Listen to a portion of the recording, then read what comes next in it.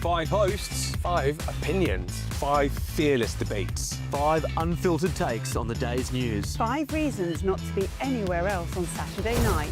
This is the Saturday 5. You got me good there. Britain's biggest Saturday night TV show. It's not a bad brand. Yeah. Uncensored. Very, very racy tonight on the...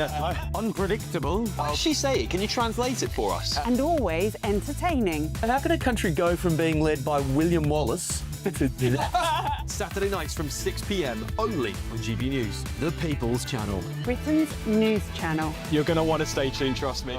Britain deserves a newsroom that puts the facts and your voice first. Well, and that's what you get on GB News. Lively debates, lively conversation. And we're not afraid to hold power to account. And each other. So join me, Andrew Pearce. And me, Miriam Gates, for Britain's Newsroom, weekdays from 9:30 on GB News. We love Great Britain. We love its history, its culture and its tradition. And that's why we're so proud to be part of GB News. You look genuinely emotional. Oh, come here. GB News does pay attention to those who are ignored by the mainstream media. The majority of this country whose forefathers fought and died to maintain liberty, to fight for freedom of speech. The rule of law, the rights of property and democracy. This is the heritage that our country should be so proud of.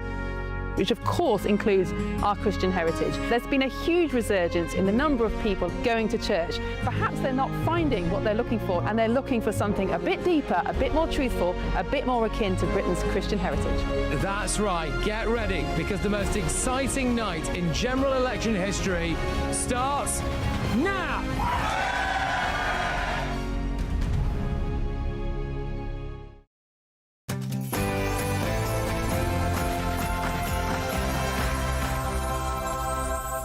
This is GB News. Up next, it's The Late Show Live with Ben Leo live in Washington, D.C. Ben, what's coming up on the show tonight? Alex, hello, good evening, viewers and listeners. We've got Liz Truss with us. I'm very happy to say she's in the DC studio, the former Prime Minister, launching a brand new show which debuted last night.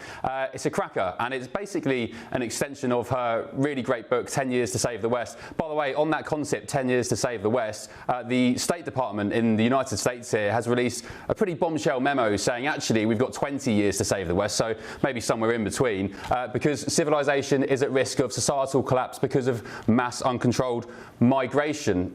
Liz, I'm sure, will be commenting on that and much, much more in just a tick. Let's do this. It's The Late Show Live.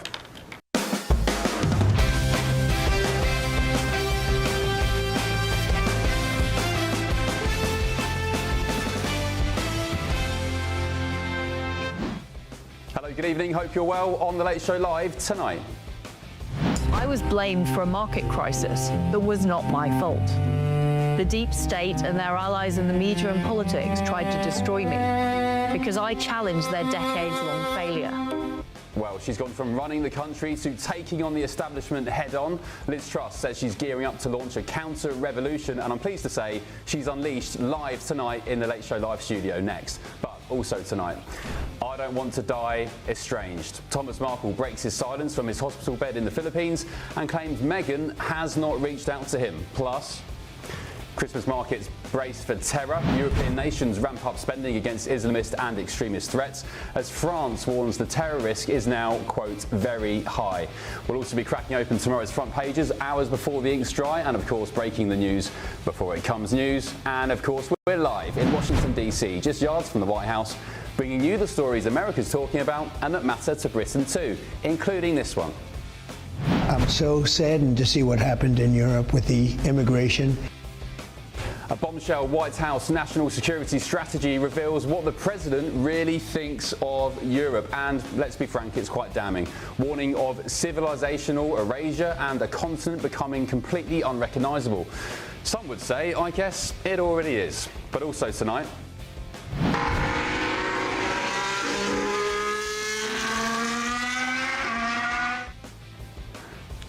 I think this segment is solely for me, but I don't care. Could history be made today with Lando Norris, the British Formula One driver, crowned the next world champion in Abu Dhabi?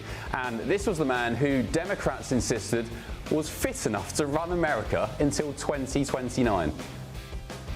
We're the United States of America. That's who we are. Poor bloke. I actually just feel quite sorry for him at this point. I'm also not sure where that is on the map. Anyways, I'm Ben Leo. This is The Late Show Live, and our night's just getting started.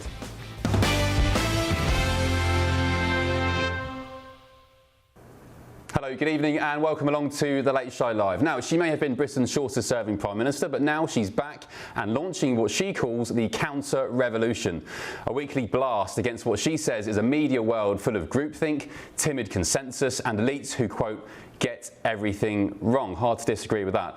She says she's taking the gloves off.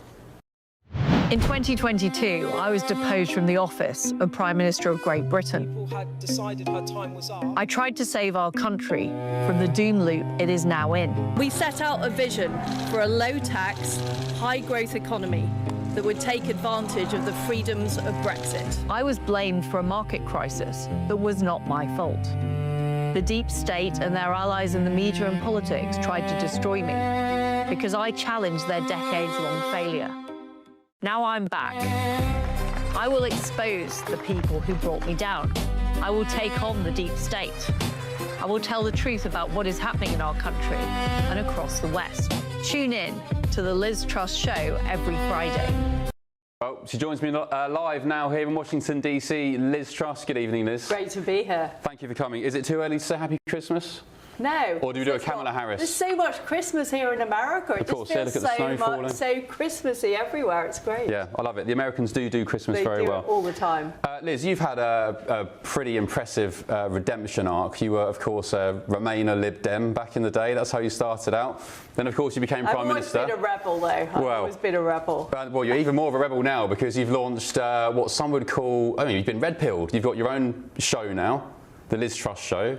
What's going on with that? Why have you decided to launch that? Well, I was so frustrated by the way that the mainstream media just lies about what's happening in Britain, whether it's about our migration problem, whether it's about the economy, what happened when I was Prime Minister, but also the fact that so much gets censored and suppressed. And, we've got the American president is suing the BBC for lying. I mean, we have a real problem with understanding what is going on in our country and having an honest debate about it. Free speech is being cracked down on, people are being arrested and jailed. And I want to talk about those things because I don't think we're going to fix Britain's problems unless we acknowledge how bad it is, unless we acknowledge how deep the state has become, how powerful the unelected bureaucrats and the unelected judges have become. But also, we've got to take on the mainstream media. I look here in America for inspiration. Donald Trump was propelled by alternative media, whether it was Joe Rogan, Megyn Kelly, lots of the new news stations like Newsmax. That is what made the Trump revolution happen. And I want to see a revolution like that in Britain. And after 14 years in politics, being a government minister for 10 years, being Prime Minister, I saw that often politics was downstream of the media. So I thought, if I can't beat them, I'm going to beat them in a different way. Yeah. But some would argue, Liz, of course, you were part of the establishment. I mean, how could you not have been? You were Prime Minister. Why didn't you speak out at the time? Well, I spoke out on lots of issues. And in fact, as Prime Minister, I tried to take on the establishment. I criticised the Bank of England. I criticised the Office of Budget Responsibility. It's become very fashionable to criticise them recently. But at the time, I was on my own and everyone was saying, Liz Truss is wrong. She's the one that's messed things up. But in fact, the Bank of England admitted that the crisis in 2022 was caused by them. Of course, that wasn't covered by the mainstream media.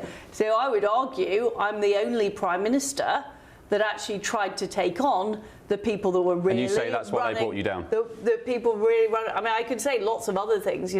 Back in 2017, I criticised the environmental agenda. I called out the plastic straw ban. There are all kinds of ways in which I tried to change things. That plastic straw ban was probably the most egregious thing that's happened in recent years. But Mark Carney's in town. It's just an example of. No, I'm being serious. An elite who have had this whole, they push net zero. I tried to stop the COP conference happening when I was Chief Secretary of the Treasury. I said it would be a load of hot air and a waste of money, and so it proved. And I was calling those things out all the way through my political career. But the problem is, when you are a cabinet minister, you're under collective responsibility. You have to go along with the collective agreement. So I guess I was suppressed. I saw you yesterday in an interview said that you spouted the B word, rhyming with Rolex. Oh, yeah. You still agree with that? You did, as a cabinet minister, you stepped forward and spouted Rolex? Well, what I was saying, I think it was an interview of Harry Cole, who of course is part of the mainstream media, and I was He's saving the saying, West. well, he nicked my book title, and what I said to him is he was spouting a total load of bollocks. Yeah. Okay. With regards to your show, who do you want on your show? Because Mark Carney, the Bank of England governor who was presided over your term, he's in DC today. Have you met him for a mulled wine and invited him on I to certainly talk things haven't, over? and I think he is the example of what has gone wrong with the West. You know, he's a Davos man. He was Bank of Canada governor. He was then the governor of the Bank of England. Yeah. He's floated from one position to another, spouting all these policies like net zero they've killed the British economy. Yeah. You know, why is it that all of our factories have closed down? Why is it that the economy's been stagnant? It's because we've had such high energy prices, or at least that's a major reason.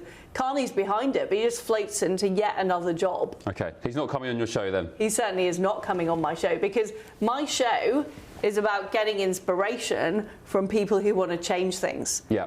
What is the playbook? How do we get the type of momentum behind a movement in Britain that Trump had in America? How do we create our own version of the MAGA movement? How do we galvanise the people who live outside London, who are in small towns, who maybe are self-employed, or farmers, who love Bitcoin? You know, there's lots of people who are hugely frustrated with what's happening in our country, and they need to be galvanised. Talking of Trump, one of the main sort of attributes of their administration is dealing with illegal migration, and legal migration actually. So 2 million people have left, illegals have left the US, 500,000 forcibly removed. I went out on an ICE raid the other week. I mean, that was well, that's good, because that means in a future administration you can do that in Britain, Ben. Well, yeah. You can go and lead the ICE raid in Britain, taking them out. Yeah, it was good fun, securing America's borders. But they've just released a sort of national security paper, the White House, in the last couple of days, saying that Europe has 20 years. So your book was 10 years to save the West. This memo says it's 20 years to save the West, but pretty much agreeing with you, saying within a couple of decades, Europe will be unrecognisable. And they cite mass uncontrolled migration as a big part of that. What's your position on so-called remigration, mass deportations? Because President Trump tweeted about remigration the other day, saying the only way to deal with this problem is A, getting the illegals out of each country, but he also talks about remigration, which can include green card holders, people who are here on certain visas. What's your take on remigration? We have to deport illegal immigrants. We have to deport foreign prisoners. We should also deport people who are on indefinite leave to remain. I think that's very important. But I would go further and say we've got to break the cycle of people perpetuating communities in Britain that are antithetical to our way of life. You know, bringing in cousins, having cousin marriages, perpetuating, you know, we have Sharia law operating in parts of Britain. That has to stop. So I would cut off chain migration as well, the ability of people to bring their families in, which I think has been a big cause. We've also got a big problem with student migration, you know, student dependence, visas for things like care workers. Well, I think the situation is so serious now that we have to take drastic action. What about people who have been given leave to remain in the UK? For example, last year, I think 10,000 Pakistanis came on student or work visas, and then when they arrived, they said, oh, by the way, I'm going to claim asylum, and they were given asylum. Others were given leave to remain. I mean, should those people go as well? Yes, yeah. They should. Yeah. Even though they lived... We've got to be absolutely serious about dealing with this. I also think we need to look at dual citizenship. Yeah. I don't think people should be able to say, I'm a citizen of Britain and Pakistan, and float between the two countries. I think that is a problem. It's created a perpetuation of cycles of behaviour. You know, I've talked about Sharia law. We've also seen the appalling grooming gang scandal, which still has not been dealt with, and politicians still haven't grasped the nettle and actually dealt with the police, who I think have been complicit in what's happened in Britain. So all of these things need to be dealt with. But the point I would make is, in order to do that, the Human Rights Act has to be abolished. That was the big mistake of the Conservative government, was not repealing all of the Tony Blair laws that created all these problems. The Human Rights Act, the Bank of England Act, the Climate Change Act, they all need to go. And we also need new people running the civil service. So can you imagine the current Home Office carrying out a successful ICE raid? Well, no, I mean, can you imagine it? No. No. Even comparing the rhetoric, not a snowball's chance in hell of that happening. Well, would you back, for example, how they do here, so politically appointed civil servants? Yes. Yeah. Yes. You've got to do it. I mean, this is the ludicrous thing about being a government minister. You cannot hire and fire at the moment the people that work for you. Yeah. And if they're not doing a good job and they're ideologically motivated, and we know lots of them are ideologically motivated, we know that we've got transgender ideologues working in government. We have. We've got net zero Who was the civil servant you mentioned a couple of weeks ago when we spoke? Who transitioned? Some senior civil servant. I don't. Oh, I can't remember. I did ask you a couple of weeks ago as well, and I know you answered, but I'd like you to answer again for viewers who are watching our conversation again for the first time. What's going to change for Nigel Farage and Reform if indeed the polls are correct and they sweep into government in whenever the election may be? What's going to change? Because if the civil servants are still there, the blob is still there. Well, the answer is nothing will change. How's it going to be different from your tenure? Unless you change the blob. You have to take on the blob. And that will be very, very difficult. I have the scars on my back from trying to take them on. And I didn't have sufficient momentum. I didn't have sufficient support infrastructure to be able to do that. So one of the things that has to happen, like you have in America, you know, when Trump went in, and Trump 2 was much better than Trump 1, because Trump went in with Elon Musk, he went in with Scott Bessent, he went in with Project 2025, he had a whole slew of executive orders ready to go. He knew what he was going to do on days 1 to 100 in the White House. He had it all drafted in advance, and he was ready to get rid of particular government departments like USAID. He was ready to deal with the Department of Education. So what does Farage do?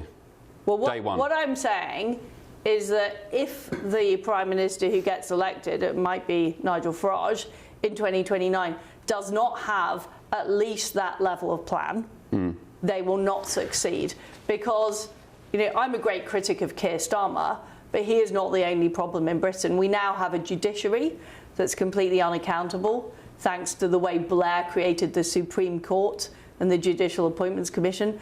We've had police that have essentially become captured by woke ideology. Are all those people the deep state, as you consider them? The police, the judiciary, the civil servants? Well, you can call them the blob, you can call them the deep state, but what I mean by the term deep state is I mean people who are in positions of power and aren't accountable to anybody. Yeah. They can't be voted out, they can't be sacked. Look at the governor of the Bank of England. He's failed at every single task he's meant to have achieved. He's meant to have kept inflation below 2%. Since he started in office. He's completely failed. But Rachel Reeves is still in her position. What's the difference between what happened with you and Rachel Reeves? Well, because gilt yields were higher under Reeves at certain points this year. Why is the media giving her a pass? The big difference is that she's on the side of the establishment. She's gone along with everything she's been told to do by the Bank of England, by the Treasury. Those people are protected. They're protected by the wider media establishment, the likes of the BBC. They don't want to upset the apple cart because fundamentally, all of these people don't want the status quo to change. And what we have in Britain is we've got managed decline. So is it intentional decline? Is it intentional decline? If they don't want it to change and they can see, they're not stupid, they can see nothing's working, everything's getting worse year after year, and they're not changing it, is it intentional? And if so, why? It's intentional that they're preserving the status quo because they're benefiting from it. If you're in the public sector, you've got a protected pension, your salary's going up, you've got a cushy job. If you work in the mainstream media, if you work for the BBC, again, you benefit from a large public sector. You know, if you've got lots of migration, you can get a cost-effective cleaner to clean your house. You know, you're all right, Jack. But the problem is the rest of Britain is being completely screwed over. And They're seeing their incomes stagnate. They're seeing illegal migrant hotels and crimes being committed against young girls. You know, they're seeing the consequences, but you're not. The British elite are not seeing the consequences because they live in nice places in London and the home counties. They've got a cushy number. Yeah, well, as an isolated example of that was during COVID. Who was cheering on lockdowns? It was the people with nice gardens and big homes who weren't going to feel the effects of lockdowns, and didn't give a fig about those living in, I don't know, high rises in Birmingham who have no gardens. And what happened during COVID? Huge amounts of money printing. Yeah. What happened there? Asset prices go up. Who benefits? People who own homes. Yeah. Who loses out? Young people who can't get on the housing ladder. Stocks. Or people who want to start a family and can't afford it. These policies have created huge problems, but the people who behind the policies, like the Bank of England, are not held to account. And this is what the Liz Truss show will do. It will expose how it has happened and who's behind it and what we can do about it. Okay. Are you backing reform? I'm not backing any political party because come on, lay your cards on the table. Farage to save the West? What I'm saying is the issue is much bigger than a political party. The issue is about how do we change the British system, which has failed our country for 30 years. Is reform still the best chance of doing that? No, I don't need to say yes, I back them, but are they the best chance of... I have not seen, and I am a member of the Conservative Party, but why are you still a member of the Conservative Party? Because I'm a loyal person. I've been a member of the Conservative Party for 25 years, but the point is that I have not seen from anyone the level of understanding of how bad the problem is. You know, look, we've got the Americans having to issue memos about protecting our basic liberties, like free speech. Oh, it's insane. You know, it is shocking. It is absolutely shocking, and yet the House of Commons debates a load of completely irrelevant subjects nonsense. And doesn't actually talk about that. Okay. So I want to see more. But if Kemi Badenoch suddenly says, well, actually, as Conservatives, we made a huge mistake over the past 14 years. We didn't repeal the Human Rights Act. We didn't repeal the Bank of England Act. I will actually appoint the senior ranks of the civil service. And here are the people, you know, I would listen to that. Well, my only issue with the Tories, and I'm sure some viewers would agree, Tory voting viewers won't agree, is that we had, I mean, Priti Patel was in here yesterday as, of course, shadow foreign... You're a very popular man.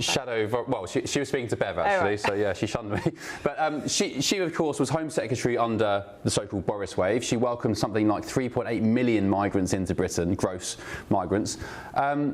And yet she's now shadow foreign secretary. So I guess the challenge for the Tories is, hang on a minute, Kemi, you're trying to present a new reformed Conservative Party, yet you've still got the old guard in your shadow cabinet. Do you see where I'm coming from? But people can say that was a mistake or we got that wrong. That's what you have to do. You have to say, like, there are mistakes. But she hasn't done that. There are mistakes I made. So, for example, I regret not backing Brexit when it happened because... Okay. I now understand the depth of the problems of the European Union that I did not really understand. But you admit that. Priti point. said yesterday, I don't need to convince GB News viewers that we can be trusted because we've been in government and reform haven't. We know how to work government. That's what she said.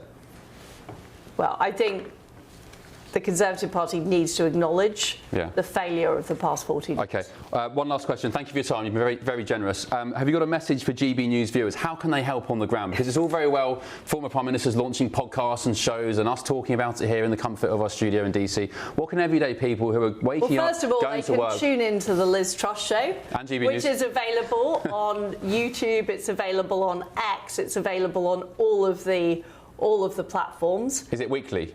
It is weekly, but there'll also be 2 audio shows a week as well. Yeah. If people haven't had enough, they can get even more. But what I would also say is we need people in Britain to step up. How? Protest against what's happening. Vote in elections. Volunteer their services to be part of government. I think that's really important. You know, I've talked about people like Elon Musk who put their services forward to say, I'm actually prepared to run Doge. I'm prepared to clear out the rot that is going on in the state. Now, I'd love to see some British business people stand up and say that. Yeah. And say what they're prepared to do. Okay. Are they prepared to run the deportation department? Are they prepared to run a project to cut government waste? I would. I'll do I. But they need to stand up and be counted, because it almost feels like our friends, like the Americans, are sort of pointing out how bad things are, and people in Britain are acting like there's nothing happening. Yeah. No, well said. PSF on gbnews.com/your say has said, I wish the Tory party stood by you, Liz, when you needed it. So do I. It would have been a great premiership, they say. Stay strong. Well, there you go. Liz, thank you very much. The Liz Truss Show, weekly and bits in between on all the big platforms. Thank you. Thank you, and Merry Christmas. Merry Christmas. Right, gbnews.com/your say. Let us know what you think about that. On the issue of illegal migration, the Home Secretary, Shabana Mahmood, has previously said these small boat crossings are utterly unacceptable, and the vile people smugglers behind them are wreaking havoc on our borders. We have detained and removed more than 35,000 who are here illegally. Our historic deal with the French means those who arrive on small boats are now being sent back. Oh, we're doing this again, are we? On the issue of the economy, the budget and Rachel Reeves, the Prime Minister has previously pointed to an increase in growth which defeated and beat OBR forecasts, an increase to the national minimum wage, 5 interest rate cuts and record investment. On their reporting, a BBC spokesperson has previously said the BBC reports without fear or favour and holds power and those who seek power to account. Anyone watching, reading or listening to our coverage can be in no doubt that we report, scrutinise and provide analysis on the current government and other political parties across a range of significant topics. And there's one more, you lucky so-and-sos. On the issue of free speech in Britain, the Prime Minister has previously stated that free speech is one of the founding values of the United Kingdom and that the government will protect it jealously and fiercely. That's what it says, jealously. Well, at least, Liz, on your show, you won't have to read rights of replies and do that kind of thing. But I guess it's fair play. There'll be no Ofcom involved, that's for sure. Yeah. Oh, I love Ofcom. Happy Christmas, Ofcom. Right, still ahead on The Late Show Live. Thomas Markle breaks his silence from his hospital bed in the Philippines. I'll bring you his emotional message shortly. And he's been addressing his explosive claim about his daughter, Meghan Markle. But first... Immigration is going to destroy you. If you get people from the wrong people, in our case, we had people coming in from jails, from mental institutions, from the drug dealers, and some of the worst scum. Well, just what we've been talking about. A bombshell White House national security strategy reveals what the president really thinks of Europe. He's been warning of civilizational erasure and indeed the fall of society. This is The Late Show Live, back in just a tick.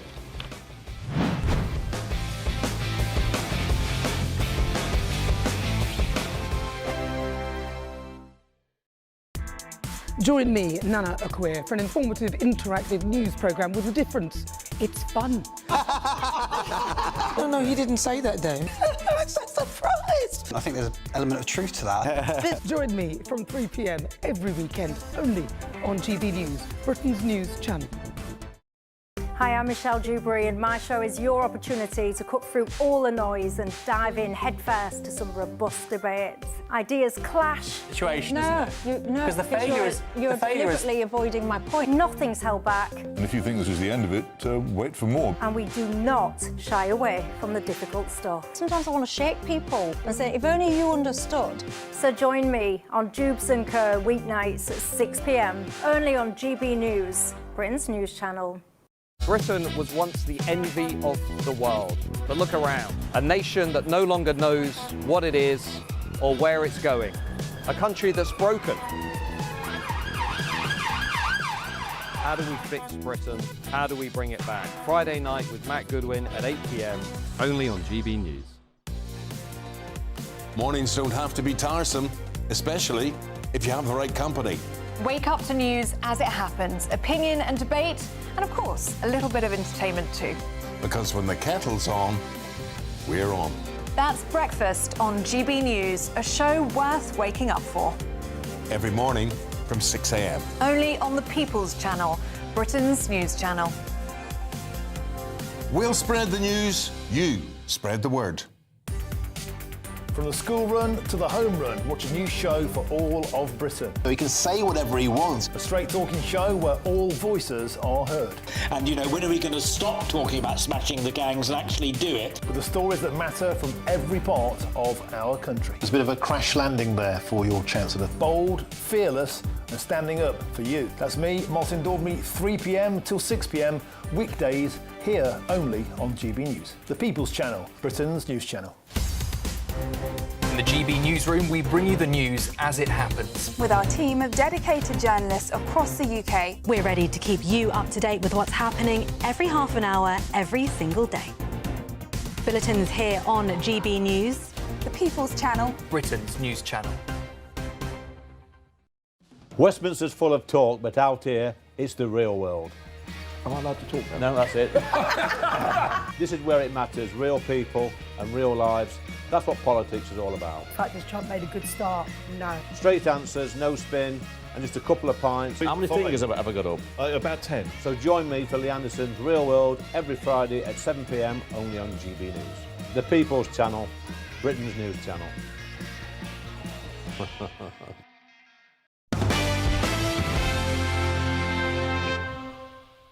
If you are raped in our country tonight, that you might be waiting until 2028, 2029 for a hearing. That was David Lammy there, who's been accused of twisting rape case figures in efforts to justify his plans to scrap jury trials. More on that shortly, but first, the White House has dropped a national security strategy unlike anything we've seen in modern history. Get this. It warns that Europe faces civilizational erasure and that if current migration trends continue, the continent, including Great Britain, could be unrecognisable in 20 years or less.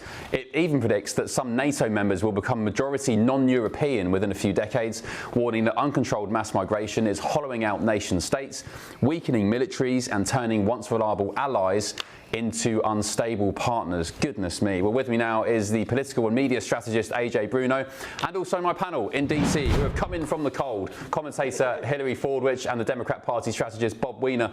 Good evening, everybody. AJ, thanks for your company. This is a devastating reports from the Americans, basically saying what Liz Truss, the former Prime Minister, who I just had on the show, is saying in her book. She said we have 10 years to save the West. The Americans are saying we have 20. Somewhere in between, it's not going to be long.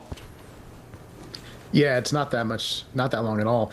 We've seen these trends over the past decades. I mean, you see it in Britain, how the country's changed. You have people being brought in here who don't respect British values, don't want to be part of the country.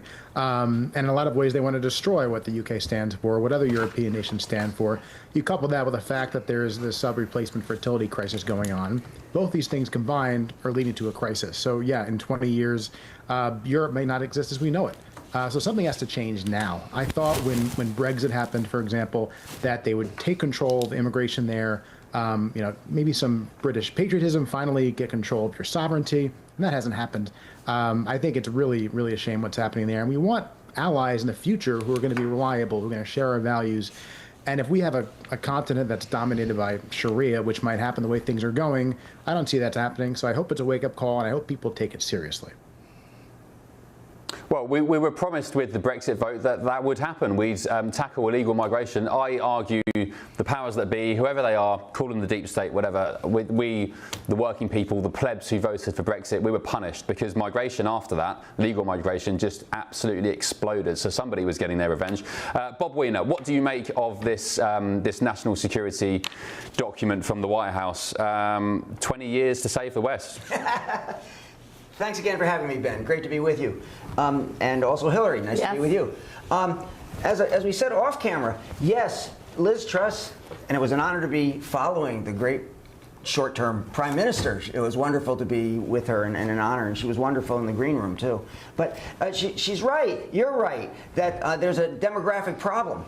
But there's another problem that everybody is forgetting, and we had a piece, not that it's of the same caliber, we had a piece that It's not just Ukraine. Russian drones are stirring fear across Europe. You have to be careful. You have to be careful that Russia doesn't so dominate and take over Ukraine by the falsity of Trump giving in and all of that, and that Europe isn't taken over by Russia and have that kind of a threat of the restoration of the grandeur of the old Soviet Union. What's more likely, Bob? Europe, well, Hillary, let me ask you, what's more likely? Europe being taken over by Russia or Europe being taken over by a societal collapse because of uncontrolled mass migration? I mean, we're halfway there. Well, I was going to say it's actually already happening. The last time I was in England earlier this year, when I got out at Heathrow Airport, I actually thought, I was confused, was I in Bangladesh?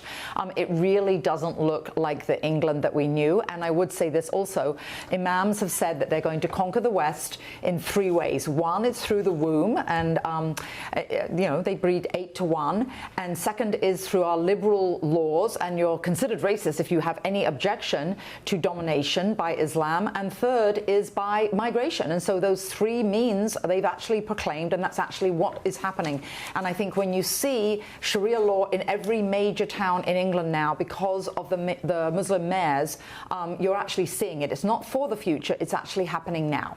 I haven't seen Sharia law. There were definitely Sharia courts, and there was a job advert in Manchester, I think, for a community centre wanting a Sharia administrator. When they established Sharia law. Hillary, what it was, okay, I'm going to play devil's advocate here. What is the issue with Heathrow Airport workers being Asian? I mean, West London in that area of Heathrow is predominantly Asian. Like, they are probably British citizens as well. What's the issue? No, the issue is just that everybody, everywhere, I'm just saying it's the volume that when you land, you don't think you're necessarily the England that was the people that were relatively, were born there and that were English and that have English norms. When you see most women were in burqas. And I just think that isn't coming to England to establish yourself as being English, respecting English laws, wanting to have British values. Okay. AJ, do you think Europe and Great Britain, the West, will take heed of America's warnings?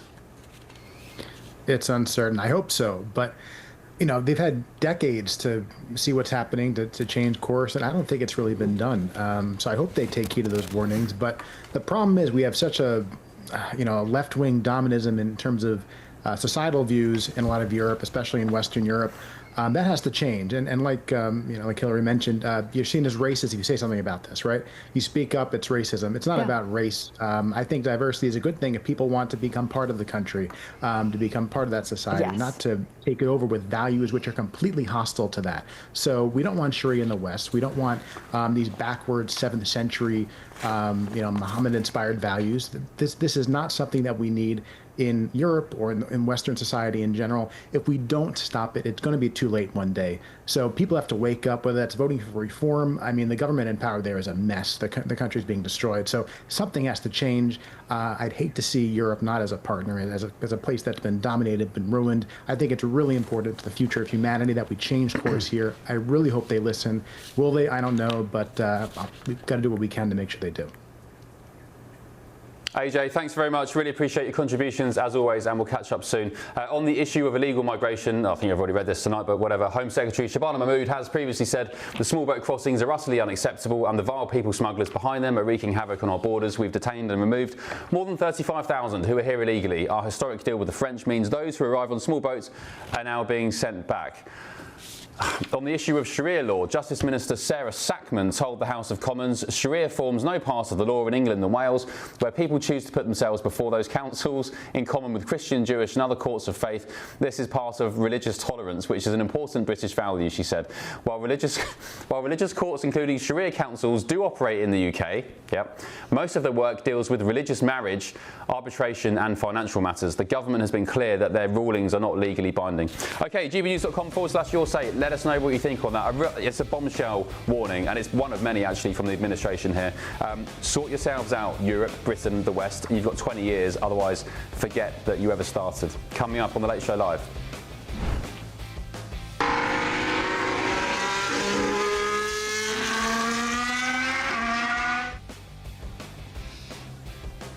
Could history be made today with Lando Norris being crowned Britain's next Formula One world champion in Abu Dhabi? I'm so excited. 8 a.m. DC time, it's happening. I'm going to be up with my bowl of cornflakes, my coffee, and checking the action out. Do you care at home? gbnews.com/your say. Elsewhere, in more pressing matters, European nations are ramping up spending to counter Islamist and extremist threats, as France warns the terror risk at Christmas markets is now very high. That's a shame. This is The Late Show Live. Back in just a tick.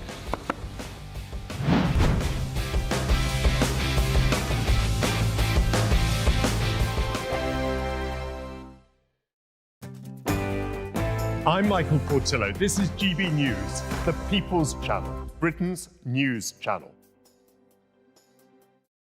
Westminster, the ultimate clique. And you're fighting like rats in a sack. But here on the Camilla Tominey Show, we ask the questions the establishment media is too scared to ask. OK, let me ask you a straight question, because I know you're a straight-talking politician. Whether it's net zero, illegal immigration or law and order, nothing is off-limits. You had the power then. Yeah, as And now you've lost it. That's the Camilla Tominey Show, a politics show that's fearless. But no, let me finish my question if you don't mind, because it is my show. Sundays at 9:30, only on GB News, the People's Channel, Britain's news channel. No matter the state it's in, this is our nation. Join me, Jacob Rees-Mogg, for a genuine, honest discussion on where we have been, where we are going, and where we are with the people who set the direction. Tune in to State of the Nation every Monday to Thursday, 8 to 9 o'clock. Only on GB News. Britain deserves a newsroom that puts the facts and your voice first. Well, and that's what you get on GB News. Lively debates, lively conversation. And we're not afraid to hold power to account. And each other. So join me, Andrew Pierce. And me, Miriam Gates, for Britain's Newsroom, weekdays from 9:30 on GB News. At GB News, we love to hear from you, our loyal community. So drop us a line at gbnews.com/your say. There you can talk to each other and also to the presenters live on air. gbnews.com/your say, because GB News is your channel, Britain's news channel. Westminster's full of talk, but out here, it's the real world. Am I allowed to talk now? No, that's it. This is where it matters, real people and real lives. That's what politics is all about. The fact is Trump made a good start. No. Straight answers, no spin, and just a couple of pints. How many fingers have I got up? About 10. So join me for Lee Anderson's Real World every Friday at 7 p.m. only on GB News. The People's Channel, Britain's news channel. From the school run to the home run, watch a new show for all of Britain. He can say whatever he wants. A straight-talking show where all voices are heard.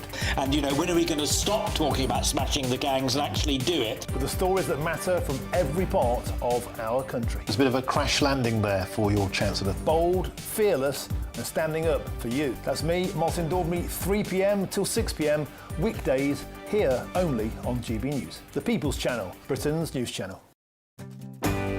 I'm Stephen Dixon, and thanks for joining us on GB News, Britain's news channel.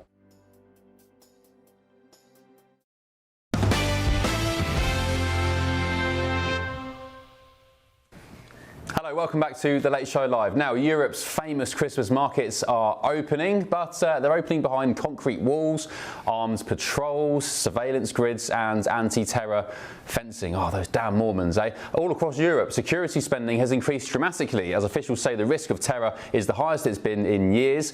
Germany is still reeling from last December's Christmas market attack in Magdeburg, which left 6 dead and over 300 injured. My panel are back with me now in the studio. Hilary Fordwich, what's going on here? Is it the Mormons? Is it the Christians? Why are Christmas markets under such threat? No, what's so sad about this, Ben, is that you have the very people that are actually causing this. They're not the ones that are being penalised. It's a ghastly situation. Why should those that are in their countries, have been there for centuries, celebrating a tradition that has been central for centuries in their country, why should they not be the ones to be penalised? It really should be those people that have come and destroying this. And they should be the ones that are investigated. They should be the ones that are screened. And it's sad because they're not. Well, I guess the issue is we don't know where they are. There's sleeper cells, there's lone wolves. That's we don't know. Right. That's correct. We have welcomed so many people into the West, we don't know that they are actively a threat. Yes, exactly. So how can we get a grip on it? Magdeburg was out of the clear blue sky, and they did not have the correct security. Bob Wiener, have you been down to a Christmas market yet in DC? In DC, the issue is that they've taken so many people away from terrorism and real crime, like what you're talking about, to do immigration raids and ICE raids and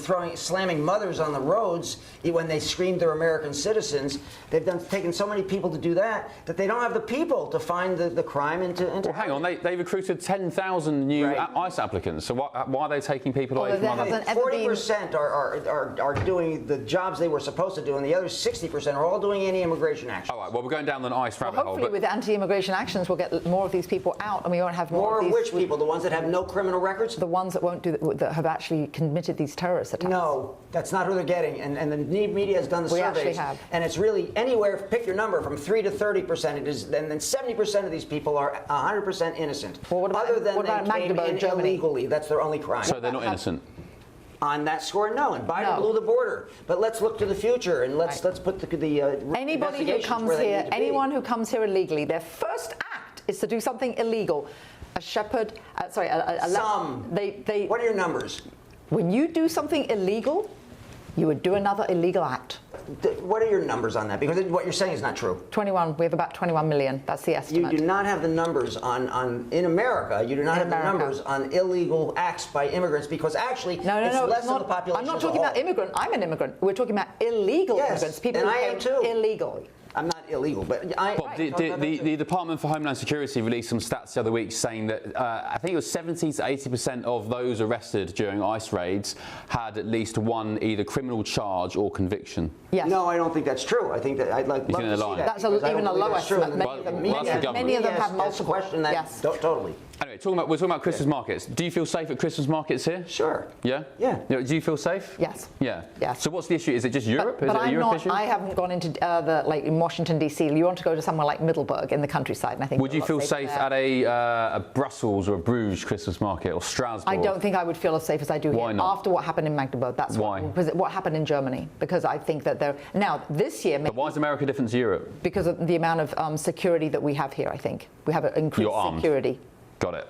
The real numbers that should create fear, and the real violent crime numbers are so small that yes, we should feel safe. I mean, I run with the cyclovia in Colombia, where everybody told me don't run. It was thousands of people having fun riding bicycles. So a lot of this is paranoia. Well, do you not accept though, Bob? There is in the UK at least, I think the bulk of MI5's watch list, our security service watch list, is Islamist. 40,000 would be jihadis on the watch list. Just read the Quran where it says, stone the infidel, kill the infidel. I'm not getting into the paranoia routine. A lot of the co-staffers I had at the White House were Muslim, and they were fine people, and it took a little bit of bonding in the beginning for each of us not to think the other is a total jerk. But after you get past that, after a week, you really get along with everybody. But so who's committing these atrocities at Christmas markets in Europe? Some will be bad people of any faith. Yeah, but who? Come on, Bob, name them. What faith? Which group? I don't know where you want to go with this thing, but I'm just saying. I consider white-collar crime just as bad as African-American violent crime. By the way, I mean when you're stealing billions of dollars from crypto, that's just as bad. And you're It's killing people on a Christmas market. Hang on a minute. Scamming people online is just as bad as mowing people down at a Christmas market. I don't think so. And I think what we need to, the reason I'm going down this route, Bob, is we need to be clear about where the threat is. It's not Mormons driving to people at Christmas markets. It's not Christians. No, it's radical Islamists. But okay, yeah, it's radical Islamists. So, and look what just happened in Manchester. So I think if we can't even bring ourselves, particularly those on the left side of the argument, if we can't bring ourselves to even identify who's behind the problem. Crime. I'm all for it, but it's got to be real crime. It's got to be real numbers, real data. In America, the numbers are that how many dead bodies do you every want? Major city, crime is down 20 to 30%. Every major city, and Trump's sending ICE to reduce, and then credit for the fact that it's already reduced. You say you want numbers. How many dead bodies do you want at Christmas markets? If it's 20% fewer than last year, are you happy with that? I don't want one single zero, not a single one. Zero. Right, gbnews.com/your say. Let us know if you'll be going down to a Christmas market this Yuletide, or maybe if you're in London, as I went to last year, a winter market with holiday Christmas lights and winter fairy dust. Not a word of the suggestion of Christmas anywhere. Anyway, still ahead on the Late Show Live, Thomas Markle has been speaking from his hospital bed and delivered a heartbreaking plea to Meghan, his daughter. Tonight we'll bring you the latest details as they emerge from the Philippines. But first, everything I'm announcing today is about centering victims in our criminal justice system. well, absolute fury as David Lammy is accused of misusing rape stats to drive forward his plans to abolish jury trials. What could go wrong, eh? This is the Late Show Live, only on GB News.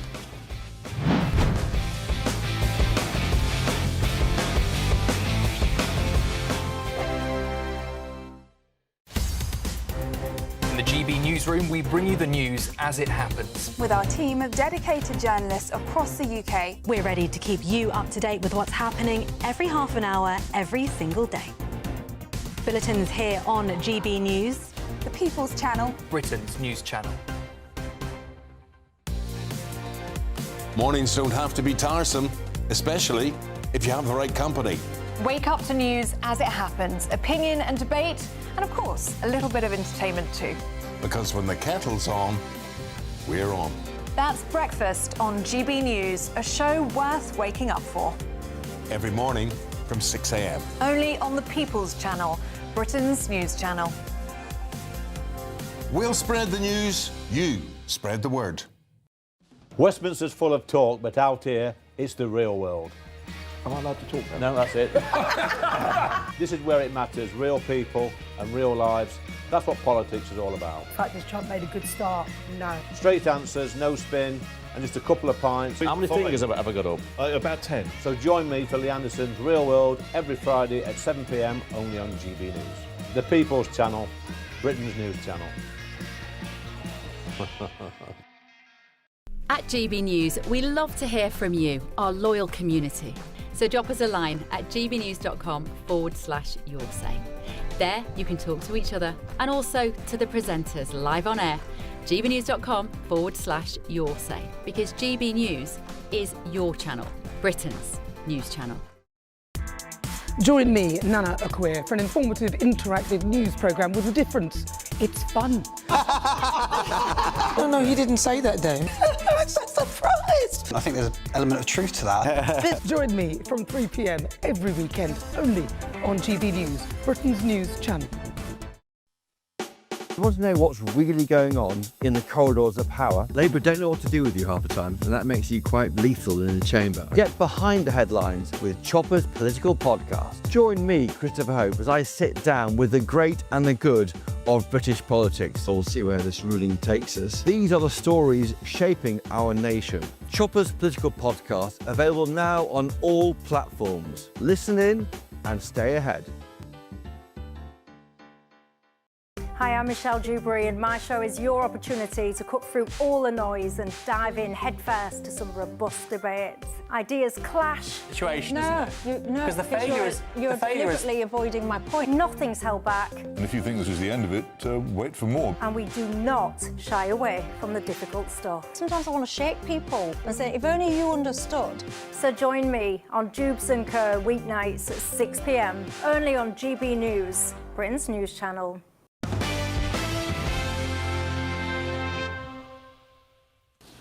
Hello, welcome back to The Late Show Live. Let's delve into some of the main stories on the front of tomorrow's newspapers, shall we? I'm joined by political commentator Nora Lee Knotson and also my panel here in DC, Hilary Fordwich and Bob Weiner. Welcome along. Hello to you in London, Nora. Thanks for your company.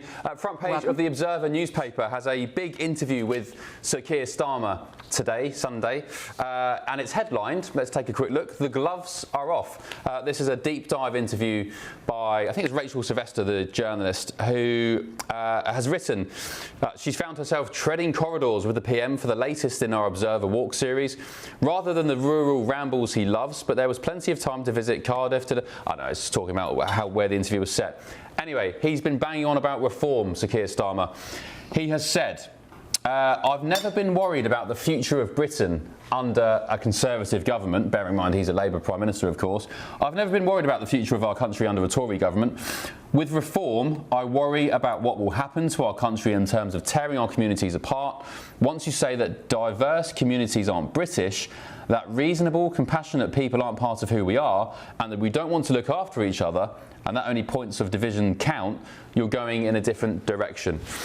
Nora, what do you make of this? It's pretty weird admission, actually, saying he's never worried about a Conservative government, but he's saying now he does worry about reform.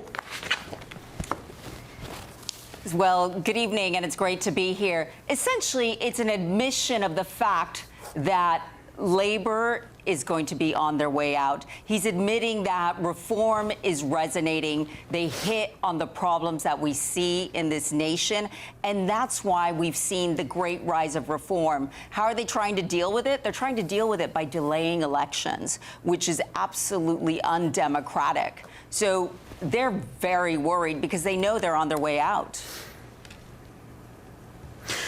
What do you make of this sort of image that Keir Starmer's trying to portray here, saying the gloves are off? I mean, do you take him as a tough negotiator, a hard man? I think it's almost laughable, to be quite frank. I mean, he's done. Nobody expects him to last that long. He is done. Labour's not going to survive. And everybody that I talk to is only talking about reform and the change that they're going to bring to this nation, and change that we need, that we've seen Donald Trump bring to the U.S. Yeah, my panel here now, Hilary Forbich, Bob Wiener. Hilary, I guess Labour have a long time to go. They've only been in power for 15, 16 months or so.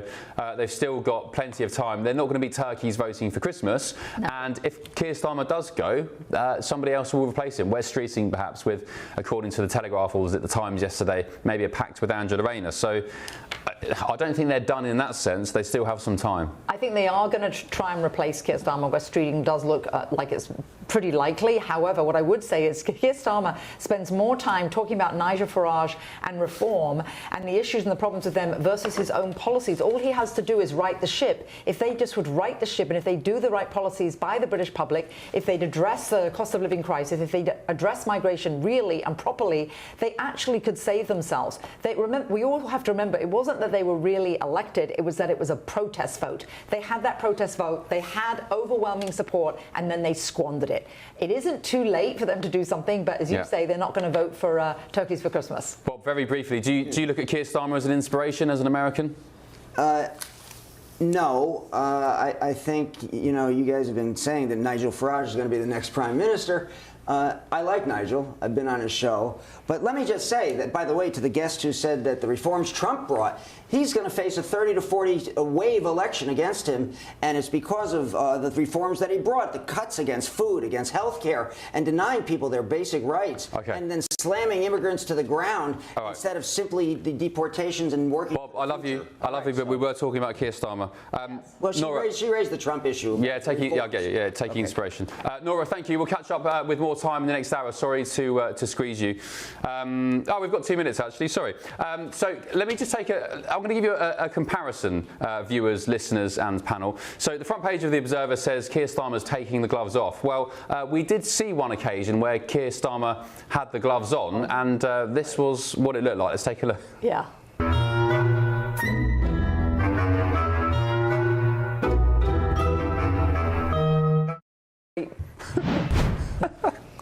I mean, if that's Keir Starmer with the gloves on, the gloves off, what's it going to look like, Nora? Well, I basically think the gloves are off because the fight's over. He's lost. Yeah, okay, Hilary? No, I just think that's a great visual metaphor for his entire prime ministership. What kind of timing are you guys looking at? I mean, you're saying Keir Starmer's gone. He's gone. When is the election? He came in with a mandate. They came in with a protest vote mandate, and they squandered it. So you're not answering the question. When is the election? He's still in. He still has time, and they're not changing, they're not changing course. Nora, let me ask you that question before I let you go. When will there be an election? I mean, I can't see Labour calling on themselves. They'll just change leader, surely. We've got 3 more years left of this. Some people think it may be in 2027. There may be a vote in 2027. I just think Labour, unfortunately, is failing the Brits and is failing all the people in this nation. Yeah, okay. Well, I guess that, you know, Ofcom are watching devil's advocate. I guess they say the deportations are at 50-odd thousand. They've got deals with France to tackle the boats and so on. Rachel Reeves has just delivered an emphatic new budget, which is going to work. So there we go. Right, coming up in the next hour. We're the United States of America. That's who we are.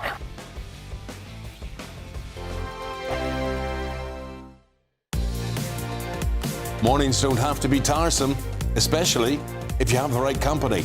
Wake up to news as it happens, opinion and debate, and of course, a little bit of entertainment too. Because when the kettle's on, we're on. That's Breakfast on GB News, a show worth waking up for. Every morning from 6 a.m. Only on the People's Channel, Britain's news channel. We'll spread the news, you spread the word. Hi, I'm Michelle Dewberry, and my show is your opportunity to cut through all the noise and dive in headfirst to some robust debates. Ideas clash. Situation, no, isn't it? No, Because the failure is- you're the failure is- deliberately avoiding my point. Nothing's held back, And if you think this is the end of it, wait for more. and we do not shy away from the difficult stuff. Sometimes I want to shake people and say, if only you understood. So join me on Jubes & Co. weeknights at 6 p.m, only on GB News, Britain's news channel. Join me, Nana Akwe, for an informative, interactive news programme with a difference. It's fun. No, he didn't say that, though. I'm so surprised. I think there's an element of truth to that. Join me from 3 p.m. every weekend, only on GB News, Britain's news channel. At GB News, we love to hear from you, our loyal community. So drop us a line at gbnews.com/yoursay. There you can talk to each other and also to the presenters live on air. gbnews.com/yoursay, because GB News is your channel, Britain's news channel.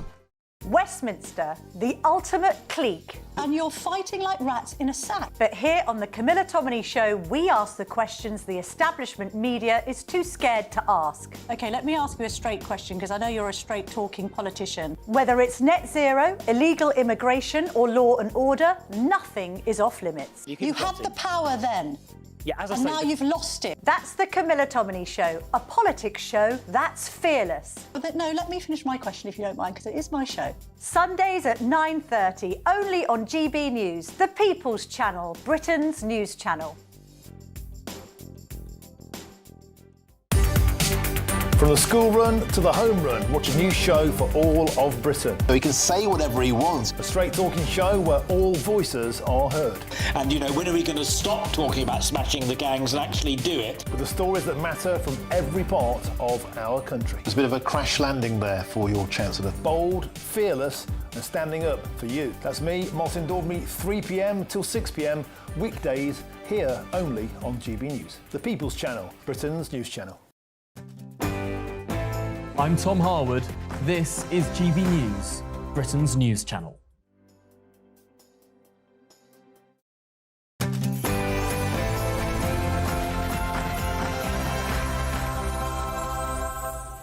Hello, good evening. On The Late Show Live tonight, he's just lost his foot in an amputation. Thomas Markle suffers in a bed in the Philippines, but it doesn't stop the Sussex psychodrama. Has Meghan contacted her father or not? Let's do this.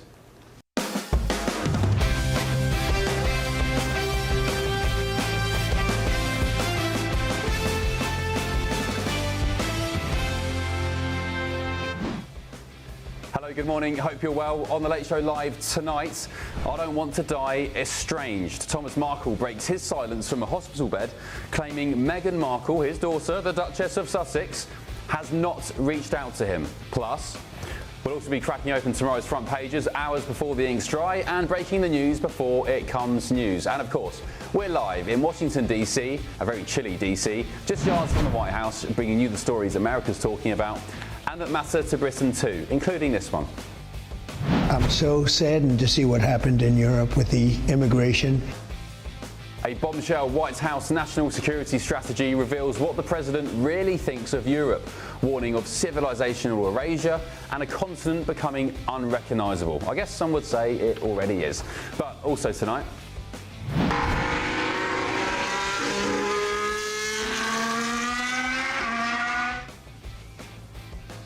There he is, McLaren's Lando Norris. Will he be Britain's next Formula One champion in Abu Dhabi later today? A three-way title decider is on the cards.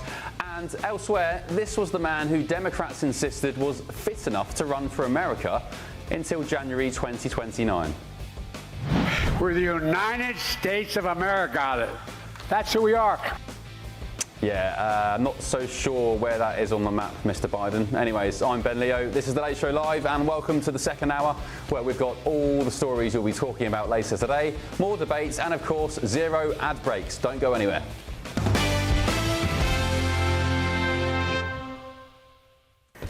Right, Meghan Markle's seriously ill father, Thomas Markle, has issued an emotional plea to his daughter tonight, saying he doesn't want to die estranged. The 81-year-old made this appeal from his hospital bed after having his leg amputated below the knee. And speaking to the Mail on Sunday today, he said he hoped to see Meghan, quote, one more time before I die. And he also expressed a wish to meet Prince Harry and his grandchildren, Archie and Lilibet, for the first time before it's too late. Thomas Markle also said he was confused by reports that Meghan had reached out to him following his health scare. But tonight, the Duchess says she did email her father after the surgery in the Philippines, directly contradicting his claim that she didn't message him. So who's telling the truth? Well, with me now is my panel here in DC, political commentator Hilary Forbich and the Democrat Party strategist Bob Weiner. And in London, we have the political commentator Nora Lee Knotson and also the former Royal Gardener Jack Stooks. Wow, it's a bumper card tonight. Look at this, a five-box. Jack, we'll start with you being most clued up on matters of all royal discourse. Who do we believe, Meghan or Thomas Markle? And actually, by the way, isn't it sad that a guy's just had his leg amputated and again we're being dragged back into this, what I call the Sussex psychodrama?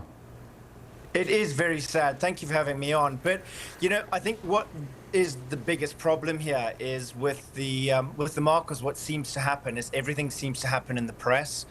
And it's come about that we were told that the Duchess of Sussex had, in fact, contacted him. He's now come out and he's told every single newspaper he can that, in fact, she hasn't. He's looked at all his phone messages. He's sort of rehashed that he's still got the same phone number. And, you know, he's sort of spouting off in the press quite a lot of things, which we've seen. Email. Yeah, no, we've been told that now, but you know, this is what we were being shown initially. We were told she had contacted him, so it's very difficult because we're sort of hearing one thing from the Meghan Markle side and we're hearing another thing from the Thomas Markle side, and it just creates a big mess. So you know, if there was a private email, great, that would be wonderful, and then we can have another private email back and not have anything going on in the press.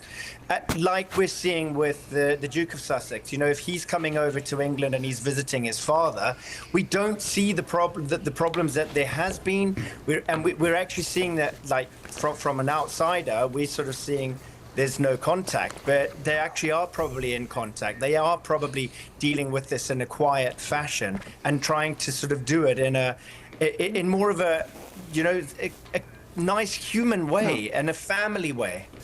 Yeah. Yeah, do you know what? Sorry, Jack, that was Bob Weiner whispering about emails there, but you've addressed the email situation. Hilary, my problem is Thomas Markle got into this position with Meghan off the back of rigging paparazzi shots ahead of the wedding in 2018. He did that. He messed up with the freelancer from I think it was the Mail on Sunday. And that's why Meghan kind of disowned him up until now, I guess. So he's got form. He made a mistake. I don't agree with the way Meghan treated him subsequently. But Thomas Markle has, again, despite the poor guy, look, best wishes to him and having his foot amputated, it's awful.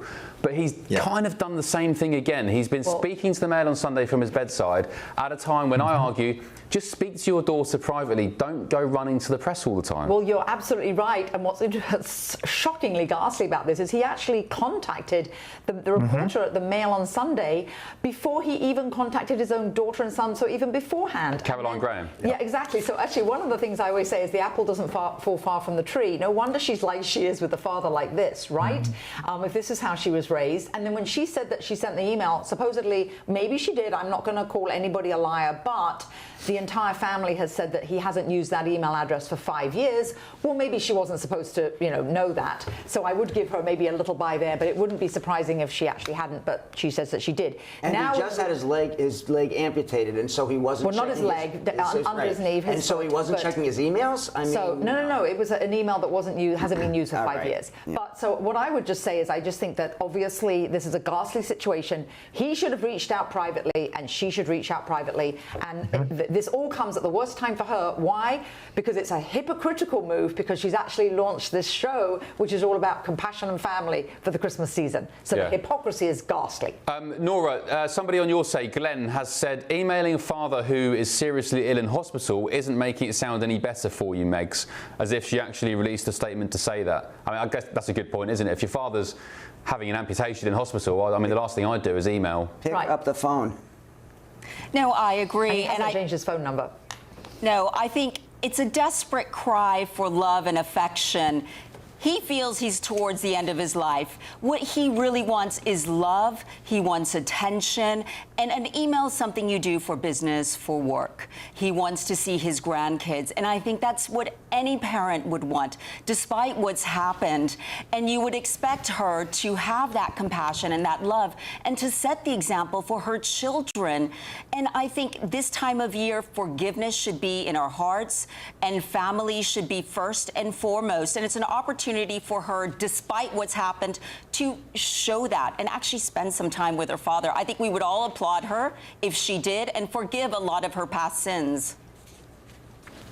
Yeah, I was actually, Jack, I was really pleased when I saw the initial headlines saying Meghan had reached out to her dad, because I've slammed her rightly for years by saying, look, you preach compassion and humanity and you've not even dealt with your own family issues. But what do you think the wider royal family will be thinking tonight? Will the king be keeping one eye on this situation with Meghan's father? Does he need to worry about that situation anymore with the Sussexes? Do you know, I think what's been so difficult with this whole situation, and, now we've had the former Prince Andrew, we're having all these negative stories that keep being told, and every single time we hear a negative story about any of the royal family, all it does is it makes people dislike the royal family a little bit more and a little bit more and a little bit more. And it's awful because the family are wonderful, amazing people. And, well, I personally do not want to see an England without the royal family, but it just seems that, it's like, oh, let's take away the title of this person. Let's take away the title of the next person. And then we've got the Sussexes. It's like, what, are they next on the list of taking titles away? And instead of sort of getting mixed up and embroiled in all this mess of a situation that everybody's got into.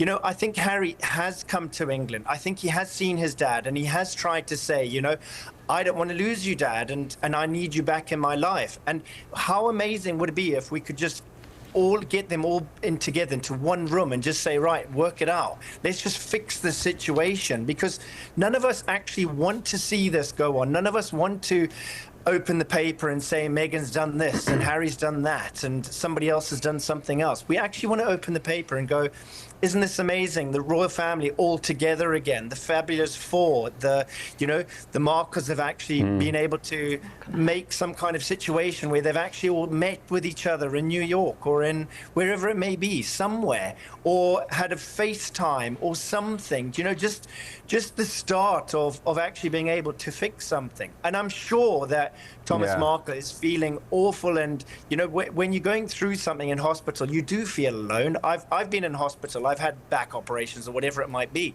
and even if you're in for 2 days, you feel dreadfully alone. You're suddenly thinking, where is everybody? And everybody's around, but with him, he doesn't know everybody's around because he hasn't seen his daughter. And I'm sure he did love her, and I'm sure he still does love her.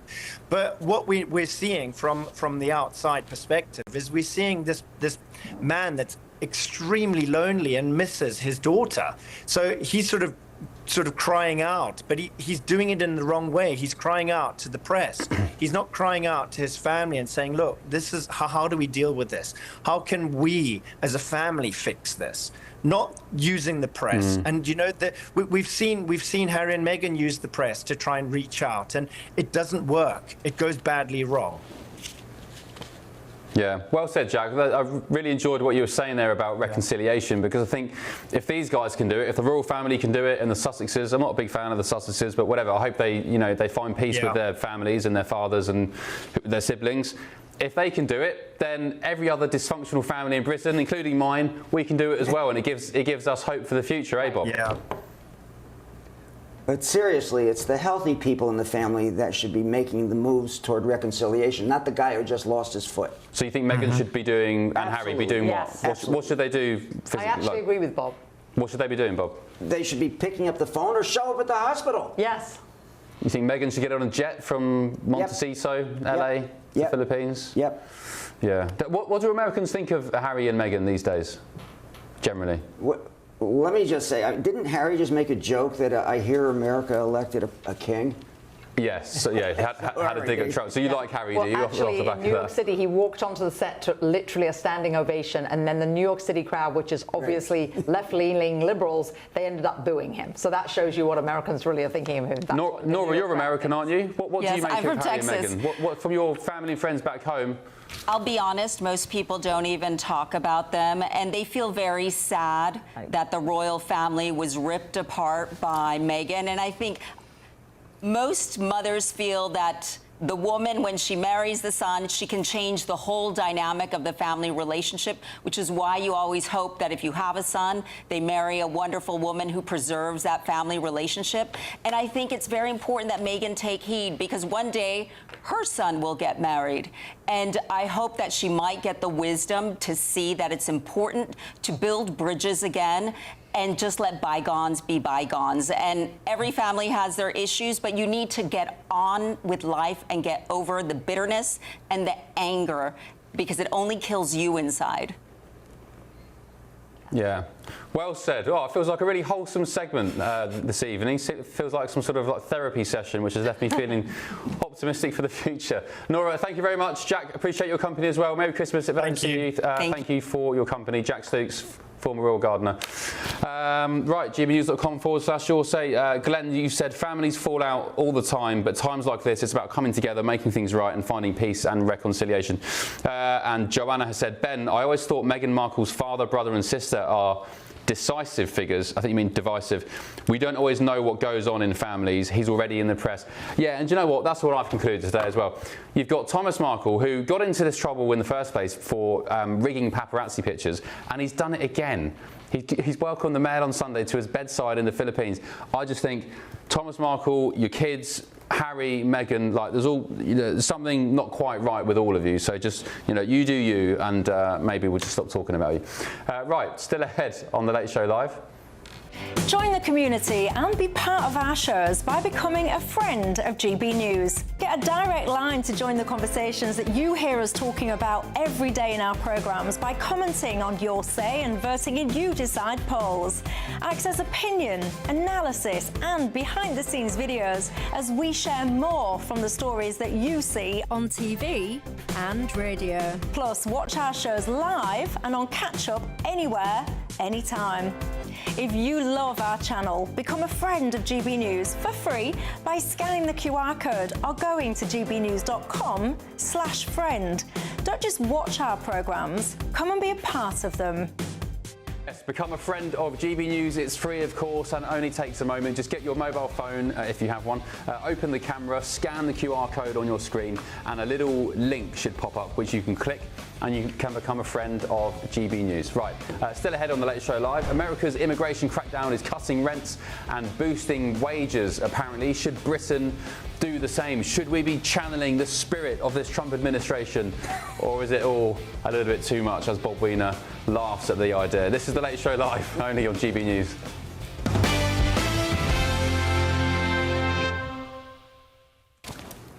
Right, President Trump promised to get tough on immigration, and unlike most politicians, I guess he actually did it. He kept to his word.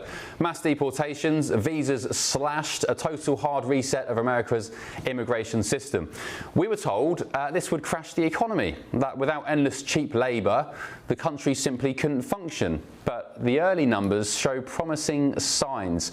With fewer people chasing the same homes, rents are now apparently easing in major cities, and with the tighter jobs market, wages are climbing too. Employers are now having to actually compete for workers. So if the US's clampdown is delivering results, should Britain be jumping on the same bandwagon? Well, let's get the take now of political commentator Matthew Stadler. Matthew, good evening, nice to see you.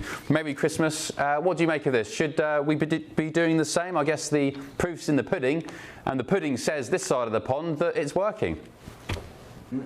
Yeah, I don't know whether correlation is causation, Ben, in this case. So I'd be highly sceptical. I'd read this article in the Telegraph, which was attempting to draw a link between areas of strength as it was depicting them in the American economy and Trump's deportation policies. But I'm still very sceptical. And what I would say is that it is the Labour government's policy in this country to be deporting people who should not be in the country. So I don't think, in a way, that it's quite as controversial as some make out.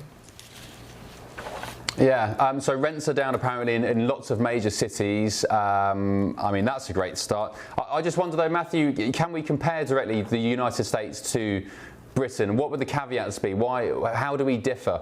I mean, would we see rents reducing here and rents reducing, for example, in the UK? I think it's really difficult to predict.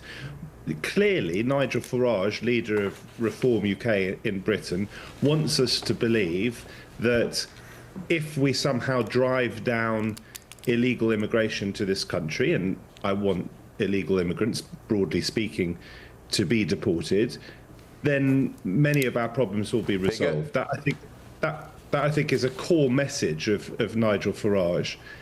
But I'm, again, highly sceptical of that. I just don't think there are very easy answers to the myriad of problems that we face in this country. And the suggestion that rates would somehow drop if Starmer is more successful than he's been so far, and actually, relatively speaking, he has been successful in increasing the numbers of people who are being sent home to their home countries who shouldn't be here.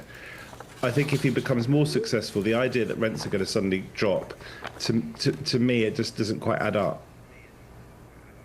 OK, just on a slightly separate issue, what do you make of the Observer front page tonight? It's an interview with Keir Starmer today, Sunday. He said, one line from the interview which caught my eye, he said, as a Labour politician, of course I wanted Labour to win elections, but I never used to worry about the future of Britain if the Tories would win an election. However, that's different with Reform. I now worry about the very makeup, the very future of Britain if Reform go on to win the next election. Well, it's interesting you say that, because I haven't had a chance to look at the inside story, the actual interview there that Starmer has given. But one of the headlines on the front page of that Observer, and I thought it was an arresting photograph. I don't know what I've actually seen the hard copy because I've been doing a paper preview on another channel. And let's take a look. I thought it was a very powerful photograph. It's in black and white. He's almost leaping out of the page. But one of the headlines there is that Reform is tearing us apart, and I thought he meant Reform is tearing Labour apart. When actually, it seems from what you said is he thinks Reform is tearing the country apart. And I would certainly say that politics in this country, and I'm sure you'd agree, we're on different sides of the argument, Ben, I think, broadly speaking. But I think the politics in Britain at the moment are massively divisive, fueled by social media, fueled by the politics of grievance, which Nigel Farage trumpets to all who'll listen. So something you said earlier about whether the effects of Donald Trump's immigration clampdown in America, whether we will witness similar effects here, if indeed those are effects. What I would say is that there is a feeling that what happens in America can sometimes wash up on our shores in Britain a few years later. And there's no doubt that there are various bridges between Trump's America and Britain, and I would suggest that at the moment GB News is one of those bridges. I mean, you guys have been setting up there in America. You've had Michelle Dewberry, and I think you were in the room as well in the White House when the president was giving you a 40-minute interview. I didn't think much of the interview. I thought it was extraordinarily sycophantic. I didn't think it was journalism, but nonetheless, there are bridges between Trump's America and what's going on in the UK. I need to. I'm going to bring my panel in now. Hillary Fordwich, Bob Wiener. Yes, Bob? Well, I got to say, if you guys are looking at Trump as the model, he's tanking on the economy. 2/3 blame Trump, 1/3 blame Biden. Only 70% think that unemployment, 70% think unemployment will get worse, and he's lost 19 points in his job approval because he refuses to say that affordability is a problem. And he's in desperation now. He's going to Pennsylvania. He's going to take some trips. He's going to try to make after he said affordability is a con job, it's only the Democrats. And so you guys, if you use Trump as a model, you're in trouble. You don't want to go that route. Well, look at the markets. I would say look at the stock market. Stock market is doing rather well, actually, and I would predict that in Q1, Q2 next year, we are going to see a booming economy, definitely by Q2, and certainly I would think, given by July, the economy needs to be in shape for the midterm elections. I think it's taken a long time to reverse a lot of policies that were detrimental to the economy. What with reshoring, a lot of that takes a long time to establish all the manufacturing here and to hire and to ramp up, particularly in technological areas. And then in addition to that, when the big beautiful bill comes into effect, where you see all the retroactive investments with all the tax deductions in the beginning of Q1, I think the American people are really going to feel that, and you'll see a booming economy, definitely, like I say, by Q2. Find anybody who tells you that tariffs is a great idea for boosting the economy and helping people buy things. Find anybody who says that. Certainly when we see the deficit going down, and certainly when we see the amount of money that's coming into this nation, it's done our economy rather well. The deficit is going down because that's slush money that Trump is putting into the Treasury from the tariffs. Well, it's doing rather well with the tariffs. Yeah, just to jump in here very briefly, I mean, looking at The Economist, and this is an article I think out today or yesterday, it's talking about the American economy. It says GDP still grew in the second quarter, but retail sales have weakened, housing starts have fallen to their lowest since 2020, and an immigration crackdown is tightening labour supply. So as your other guest there says very articulately and passionately, the idea that Britain should somehow be using Donald Trump as a model, in my view, is the road to perdition. Listen, I just want to be clear. I'm left-leaning, but as I said, broadly speaking, people who should not be in Britain should not be in Britain. Now, there's obviously nuance and complicated cases, and where, for example, people are born in this country, even to failed asylum seekers, I think there's a jolly strong argument that they should not be sent to countries that they've never been to, even though actually that is Labour government policy, as I understand it at the moment, to remove at least some of those children. But broadly speaking, we should, I think, all agree that people who are illegally in a country should be removed. The problem is it's often not that easy, and I would just finish by saying this. If you removed every illegal immigrant in Britain today, would the hard-working people of this country see an immediate upturn in their living standards and their experience of their everyday lives? I would suggest not. Just as we didn't see some sort of utopia when we Brexited. Far from it.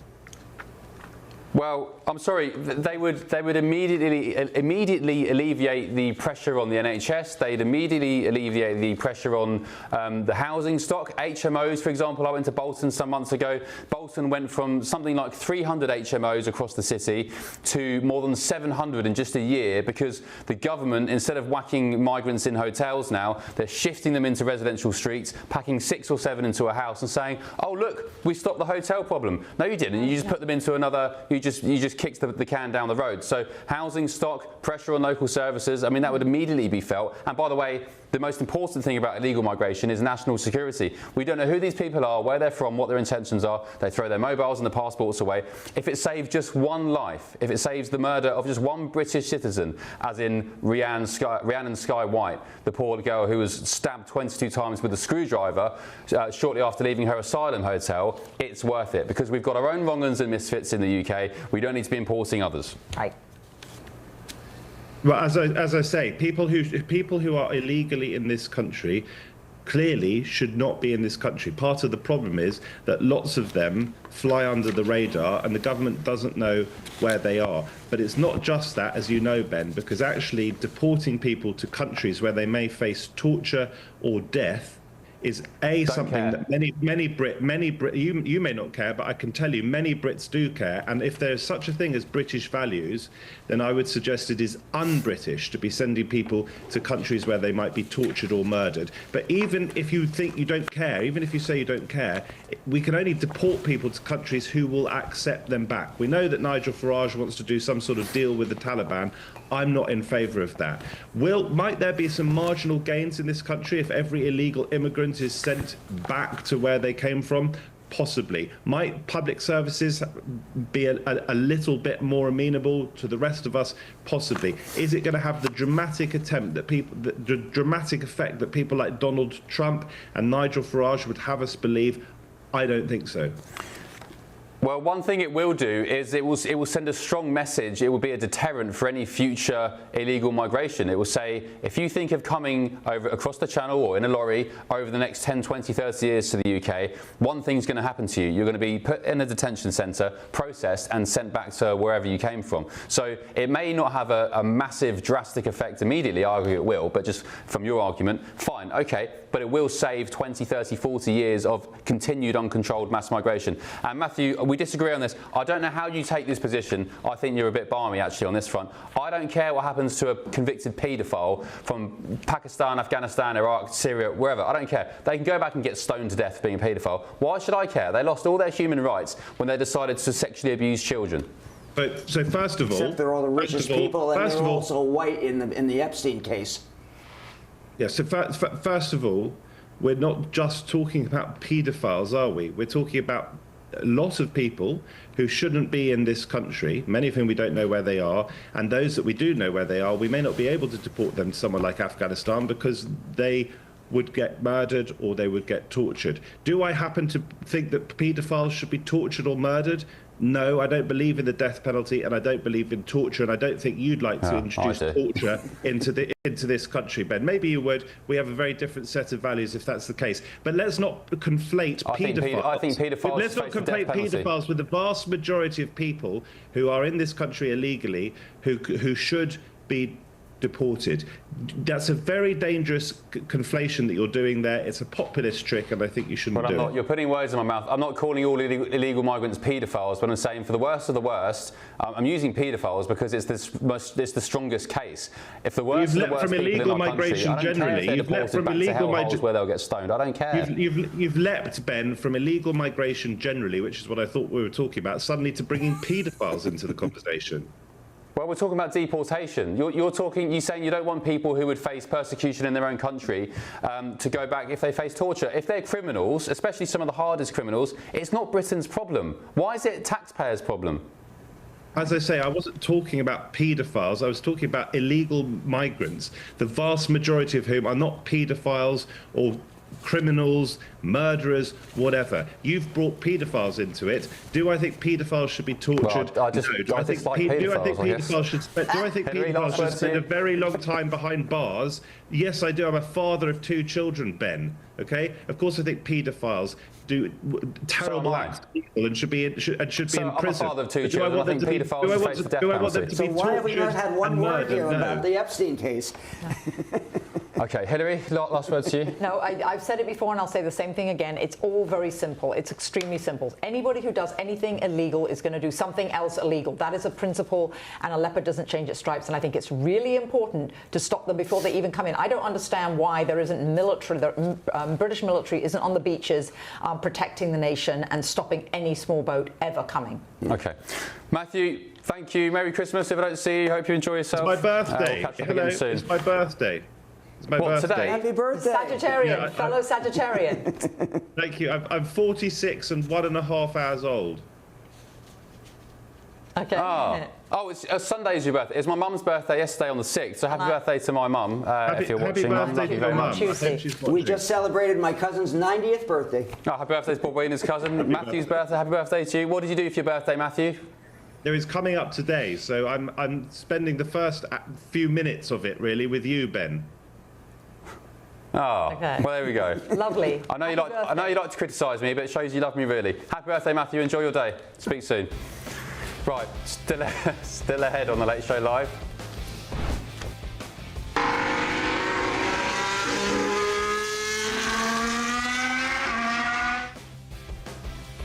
Could history be made in Abu Dhabi later today? Britain's Lando Norris bidding to become the next British Formula One world champion. The first time for him, he's facing off against Max Verstappen, Oscar Piastri.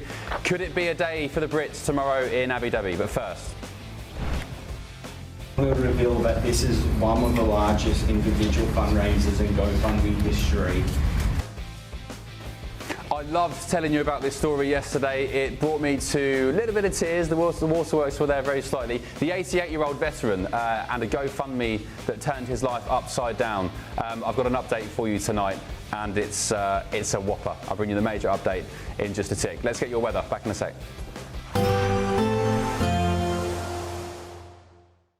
Expect warm spells with the odd rude interruption.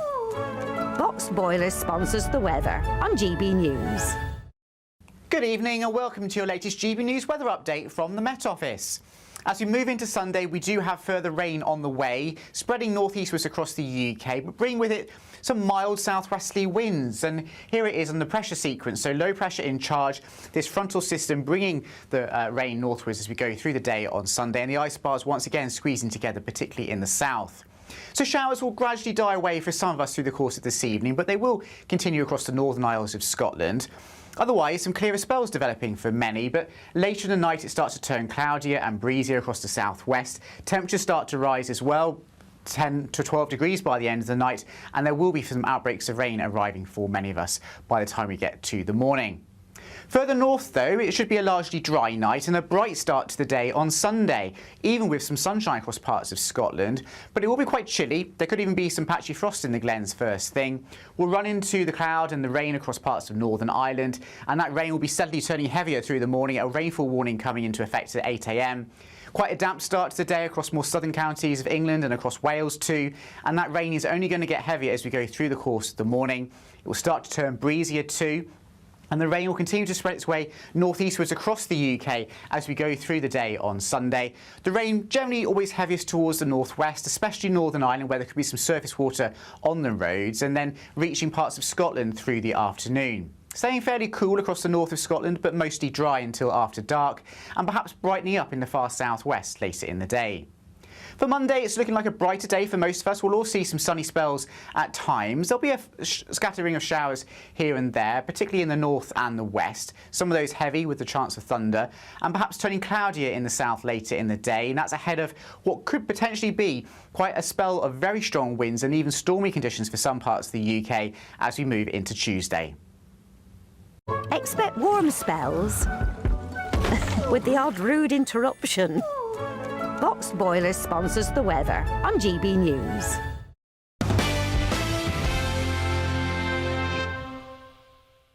Right, welcome back to the Late Show Live. Last night we brought you the story of the 88-year-old Army veteran Ed Bambas. Do you remember him? He was still working in a grocery store because his pension collapsed and his late wife's medical bills completely wiped out everything he had. So a social media influencer found him working in this store at nearly 90 years old and asked him why he was still there. This is the moment we first came across the story. Just seeing if I could have help scanning this. Thank you. What was your name? Ed. I'm Sam. Okay. I actually had someone nominate you from this store and said you're very hard working. Well, I try to be. May I ask how old you are? I'm 88. And still working? Yes, I have to. Why do you have to keep working? Retired from General Motors in '99. In 2012, I went bankrupt and they took my pension away from me. Oh my gosh. Do you have a wife? She passed away 7 years ago. 7 years ago. She was sick when I lost my pension. So you've been struggling a bit? A little bit. You said that you lost your pension? Yes, sir, I did. I was in the Army back in 66. So you're a veteran too? Yes. The thing that hurt me the most was my wife was real sick. And they, when they took the pension, they also took the health care coverage and all but $10,000 of my life insurance. Oh my gosh. So I sold the house, sold the property I had, and we made it through. My wife died 7 years ago. Since then, I've been trying to reestablish myself. And you're working here how many days a week? I work 5 days a week, 8 hours a day. And you do that because you have to, or? Yeah, I don't have enough income. What's your dream? To live somewhat the life I was hoping for. I'd like to share your story and try and, get people to help you retire. Oh, thank you. Of course. You're amazing. I want to give you $400 here as a tip. Of course. You're amazing, man. Of course. I don't know what to say. It goes a long way to help me. Give you a hug? Yeah, thank you. a love. Okay, well, that was what happened initially. Last night, I spoke to the man behind the camera who made all that happen. He's the social media influencer, a guy called Samuel Weidenhofer. But Samuel, thanks to you, thanks to your great work and the internet, the generous internet, he now has more than $1 million raised for him. Just tell us how you first heard about him, how you found him. Just fill us in. Yeah, it's absolutely unbelievable. So I run a kindness and mental health community online, and someone left a comment on the Facebook post saying they know an 80-year-old, someone in his 80s working at Maya in Detroit. So I was traveling around the US and decided to head to Detroit and try and find this man, not knowing much about his story or who he was. And, that's what came out of it. It was fully authentic. It was fully random. And it just shows everyone out there has a story, and no one should be working at 88 years old. So to be able to be in a position to have a community to change his life is just amazing. How did you find him? So you went to the store. I mean, how did you know when he was working? Yeah, so we had to go around asking the managers, hey, do you know someone in their 80s who, still has to work, not really knowing the reasons why. And then the management said, yes, we think we know the guy. His name is Ed, and he works on the self-checkout. So sure enough, I went to the self-checkout, and there Ed was. And, I just approached him at complete random and asked him about his story.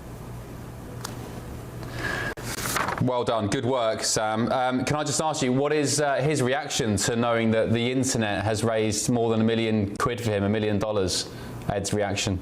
Yeah, it's amazing. It's at about 1.8 million USD right now, and we actually surprised him 3 hours ago. Whoa. That's why I'm in the car. We just went out for dinner with him, and he just burst into tears. He said all the weight's lifted off my shoulders. Like, I feel like my wife is looking down, on my shoulder, and she's there for me. Like, I feel her energy, and it was just so beautiful. There was so many people in the room supporting him and showing their love to him. So yeah, it was just remarkable, truly a dream come true. And yeah, I don't know, he's so happy, and he reminds me of my grandpa too, so I can't be more grateful to be able to, have this community to do this for him.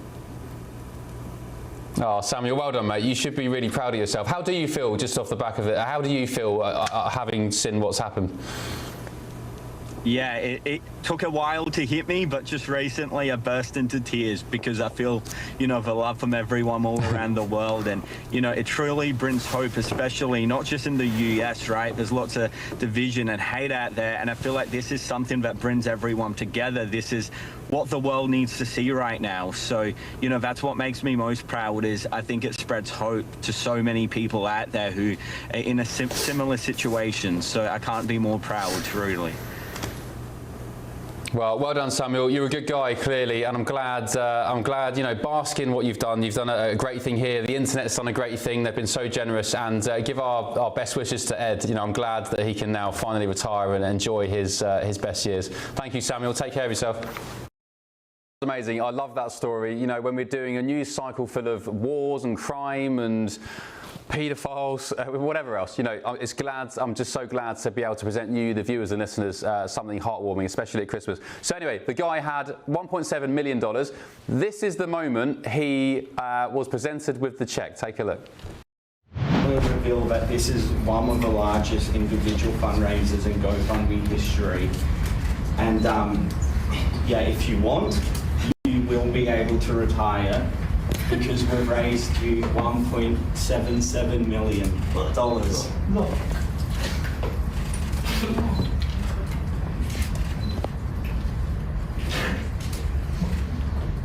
Congratulations.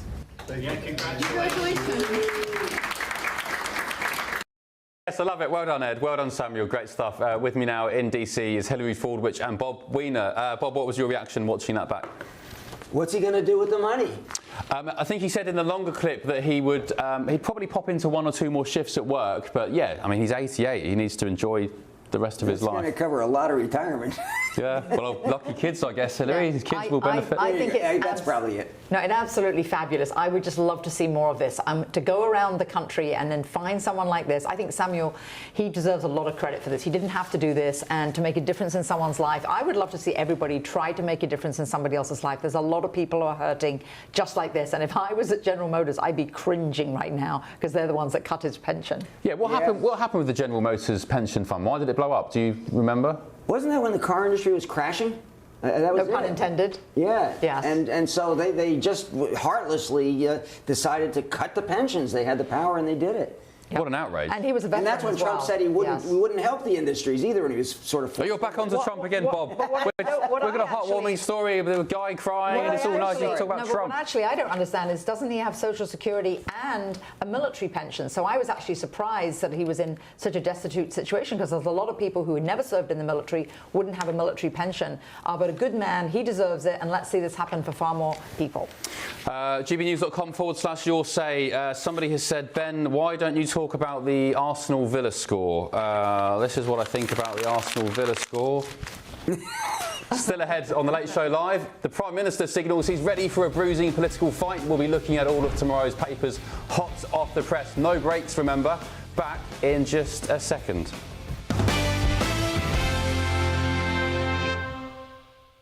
Right, let's look at the front pages tomorrow with political commentator Nora Lee Knutson, who's in London, and of course my panel in DC, Hilary Fordwich and Bob Weiner. Nora, hello. What story would you like to get stuck into? Let's see. Shall we talk about? I guess you were talking about Keir Starmer earlier. What about Lammy rigging jury his jury plans by twisting rape case figures? Have you seen that? Yes, about getting rid of the trial by jury. I think that is shocking. That is fundamental to our democracy. And it's basically saying you do not put faith in the people and in democracy, and you put our democracy on a slippery slope if you start to get rid of that. I would be outraged across this nation, and I'm surprised that I don't hear more people getting outraged about it. Do you think, combined with the fact we've got digital ID coming in, the jury trials as well, cancelling elections? Like I mean, our democracy is on notice, essentially. Yeah. Yeah. Hilary, what do you make of this? Well, I just think that the most important story is not that one, actually. Sorry. Go on, then change it up. I thought the most important story was the COVID story, that it's about a $10.9 billion scam. Front page of the Mirror. Yeah, front page of the Mirror, costing the nation. So that's just the amount of money, let alone the deaths, the unnecessary deaths, and I think the shutting down of the economy. The countries like Sweden that only basically took those with compromised immune systems, and they had them stay home, and the elderly stay home. You think about what happened to the economy. You think about now this fraud, and you think about situations that were totally and utterly unnecessary, mismanaged. There's a Labour source quoted in this. So let me just read you the first couple of paragraphs here. It says, bungled COVID schemes rushed out by Boris Johnson's Tories cost the taxpayer nearly $11 billion in fraud. Furlough handouts, bounce back loans and Eat Out to Help Out were easily abused by scammers, a pandemic probe shows. A Labour source, get this, a Labour source said the Tories handed fraudsters a golden opportunity. Schemes so lax they may as well have left the door open. Labour were in Parliament, in the Commons, day in, day out during COVID, demanding harder and faster restrictions and demanding the government did more to help people out whilst they weren't working. So it's a bit hypocritical of them now, Bob, to now turn around and say, oh, wasn't that COVID situation bad? Of course people were scamming the system because the system was, as they said, wide open. The Tories let them do it. You said Bob, you mean me? Bob, yeah, Bob Weiner. I'm sorry that there was fraud during COVID, but even when I was spokesman of the House Government Operations Committee, there was $500 million of fraud. I mean, this is fraud, waste, and abuse in government happens, but you have to try to help people. And during COVID, we have to. I think the big story is going to be the subsidies of the premiums that have to be restored. They can't come up with a plan on the other side, and so they're going to have to not let 22 million people lose their health insurance. Which premiums? What are you talking about, sir? We're talking about the Affordable Care Act premiums that people are going to lose their in the US, lose their health care in the United States because they can't afford the Okay, and that's Trump's fault, is it? You said I don't mention Trump. I didn't mention it, but Congress on a bipartisan way is going to do this. I know you by now. I know every time that you open your mouth and talk about a policy issue, it's going to go back to Trump being bad. And the other one is the two people hanging on the boat, where the military rules, both for in domestic and international, say you can't kill people who are shipwrecked and need to be rescued after their vessel is shot. You can't do that. It's in the military law. Right, Bob. As I've said tonight, I don't care what happens to paedophiles, and I don't particularly care what happens to drug dealers. Narco-terrorists. If that's what they were, they won't come in with the evidence. They weren't fishing. Why do you care about drug dealers, Bob? I want drug dealers taken off the streets. I was the spokesman for the White House Drug Office and the House Narcotics Committee, and I'm less against that, and I'm less against the whole boat operation. But the fact of the matter is that Venezuela is only the 5th largest drug dealing country in Latin America. Well, that's all right then. Colombia, Peru, Bolivia, and Mexico for cocaine. China and Burma coming in for fentanyl. So Trump is only doing this to get rid of Maduro because he hates him, and that's not a reason to have a policy of shooting boats and killing people. Well, okay. Nora, as an American again, what do you make of the White House's plans and actions on the Caribbean Sea with Venezuela, these drug boats? Well, as we know, Trump's very strong on securing our borders. He's very strong on trying to keep the drugs out of America. I actually grew up on the border to Mexico and Laredo. I know about drug problems. I think he is staying true to his plan. He's showing force, and it's going to deter people getting on high-speed boats and trying to bring cocaine into the United States of America. So he's saving lives. And it's unfortunate that, yes, some people were killed, but he's saving lives in America by doing this. Well, one man who the Trump administration blames for all this, the absolute shenanigans, the nonsense with illegal migrants, drug dealers coming in, terrorists, is of course Joe Biden. He's not gone away to enjoy his retirement like Ed Gambas, the guy who got $1.7 million from the internet. He's still doing the rounds, taking to the stage, making speeches. And if you wanted to know how he's getting on cognitively, let's take a quick look.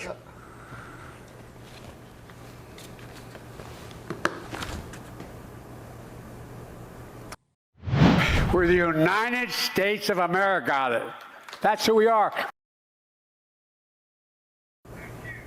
So the United States of America got it. America got it. Hillary? Yeah, well, we know how he went down at the end. Actually, one thing I thought was fabulous when he was president was there actually was online, you could see Mick Jagger leaping across the stage. So it's nothing to do with age. It actually, when he was bumbling and falling, you could see Mick Jagger doing the opposite. So I think it's also just his cognitive decline. I think it's very actually sad. I think it was elderly abuse, and I think the Democratic Party put him up as a puppet so that he could be manipulated from behind the scenes. And what's important is who was actually automating that automated auto pen, who is giving the signals. He made a statement on that. He authorized all of those. Well, if he was authorizing all those, I'd love to see him questioned so that we would understand what he knew. That's what he stated. And isn't it interesting? Mick Jagger's probably sniffed more white stuff than that's on the screen behind me, and he's still in amazingly good shape. Yes, he does. Joe Biden, I guess Hunter leaves bags of suspicious substances around. I agree, and I think Jill should have advised him not to run. He said he would be a bridge to the next generation. It was elderly abuse. And he shouldn't do it. I think it was a mistake, and I think that it would have helped a lot to... But Bob, were you part of the Democrat establishment who, during Biden's era, when anybody raised concerns about his cognitive health, were you part of those people who said, you're just a right-wing Republican conspiracy theorist? Of course he's fine. I didn't say that. No, you weren't part of it. I said that he has lost a step. And I was in the room with 200 journalists at the National Press Club when he gave that horrible debate, and everybody in the room went, oh, God. And you knew it was over after he made that stutter and stumble, and he should have delayed the debate by 3 days. Nora, is that when Trump said, I don't even know what he's saying? I don't know what he's saying. Well, I think it's shocking that in America, our democracy allowed a man who didn't have his cognitive abilities to remain president. Had it been a Republican, there would have been screaming and shouting nonstop about it. Yeah. It is but one yet now. it's a Democrat. Yes. Everybody is silent. That is shocking. The media covered for him. You're totally right. Yes. I don't care what party you are. Trump right now. If you are not a sound mind, you should not be the leader of the free world. Bottom line, that's simple. And we should have cognitive tests for all presidents. I mean, how Agreed. many pardons does Trump have to say? I don't know who the guy is I pardoned. Then you don't put the blame there also. Yeah, I'll give you that one, Bob. Right, one more little story. Anyone a Formula One fan here? Because later today on Sunday is the Abu Dhabi Grand Prix. Not just an ordinary Abu Dhabi season ender Grand Prix. Lando Norris, our British driver, is on the brink of clinching his first ever world title. He leads Max Verstappen by 12 points in the championship. There he is on screen now, Lando Norris in his McLaren. Meaning a top 3 finish seals the championship regardless of where Max Verstappen finishes. Also, his teammate Oscar Piastri is in contention. So 3 drivers. It's going to be a sporting spectacle. 3 drivers all in contention for winning the World Drivers' Championship. Hillary, are you a Formula One fan? No, not particularly, but I know what you'll be doing at 8 a.m. tomorrow morning, and I sure hope he's a Brit. I want him to win. Bob, do you have any idea what Formula One is as an American? I do, but you mentioned before FIFA, and I think you were at the FIFA events today. Yep. That is the most corrupt industry going.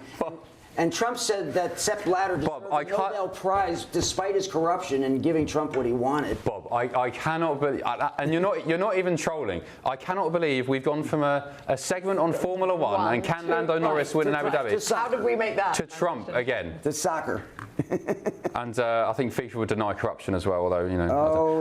Nora, the guy was put in jail. Nora, do you like Formula One, or is it just me? I actually watched the first Formula One race in Abu Dhabi, and it was the first race there. And my 10-year-old daughter told me tonight that she's going to watch it tomorrow at one of her friends' house, and all the friends are getting together to watch it, and they're all behind Norris. And it's so wonderful because this is the first time I hear her talk about Formula One. It's really engaging the younger generation here. Yeah, it's amazing so there was a Netflix show called Drive to Survive, and it's really in America, because nobody cared about F1 in America before, it's exploded. I went to the US Grand Prix in Austin a few years ago. It was great. And I was going to ask you, Nora, why your daughter likes Lando Norris, but I can probably guess. Why does she like him? Well, because he's British, and I think they probably think he's cute as well. Yeah. Yeah, he's a bit of a ladies' man. He's I mean, I'm straight, but I can see, you know, he's a cute. Hillary, do you think he's cute? Yes, I do, and I'm definitely straight too. Yeah, well, you're a woman, so you can say Lando's cute. Formula One is a great British institution. I first watched F1, and again, viewers and listeners at home probably for the most part won't care a fig about this, but Formula One is British, founded in Britain. Most of the teams are based in Britain. I remember as a young boy, one of the first races I saw, or the first seasons, was Damon Hill winning the World Championship, his first one, his only one, in 1996 at Suzuka in Japan. And yeah, I just love it. I think it's a great British institution which has now taken over the world. My only gripe now, Bob, is that it's become a little bit too Americanized, too razzmatazz, too showy, too much nonsense going on. Why do you guys always do that? I can't answer that. I know I follow Indy 500, Daytona 500. Oh, I love Indy 500. So, you know, I'm just not with you on this one. I just am not an expert in it. Yeah, okay. All right, well, if anyone does care, if you want to watch for the first time, it's on tomorrow morning, 8 a.m. Championship decider in Abu Dhabi. That's what I'll be doing tomorrow morning. Thank you guys for your company tonight. Bob, appreciate you. Hillary, appreciate you as well. And Nora, thanks very much for joining the show tonight. Hopefully we'll catch up soon. Merry Christmas. And indeed, the most important thank you of all, you viewers back home and listeners. It's been an interesting couple of hours. Hope you enjoyed the Liz Truss interview, amongst other things. I'll be speaking to you again tomorrow night from midnight in the UK. Whatever you do tomorrow on Sunday, enjoy yourself, a roast and a glass of wine, and I'll see you tomorrow night. Sweet dreams.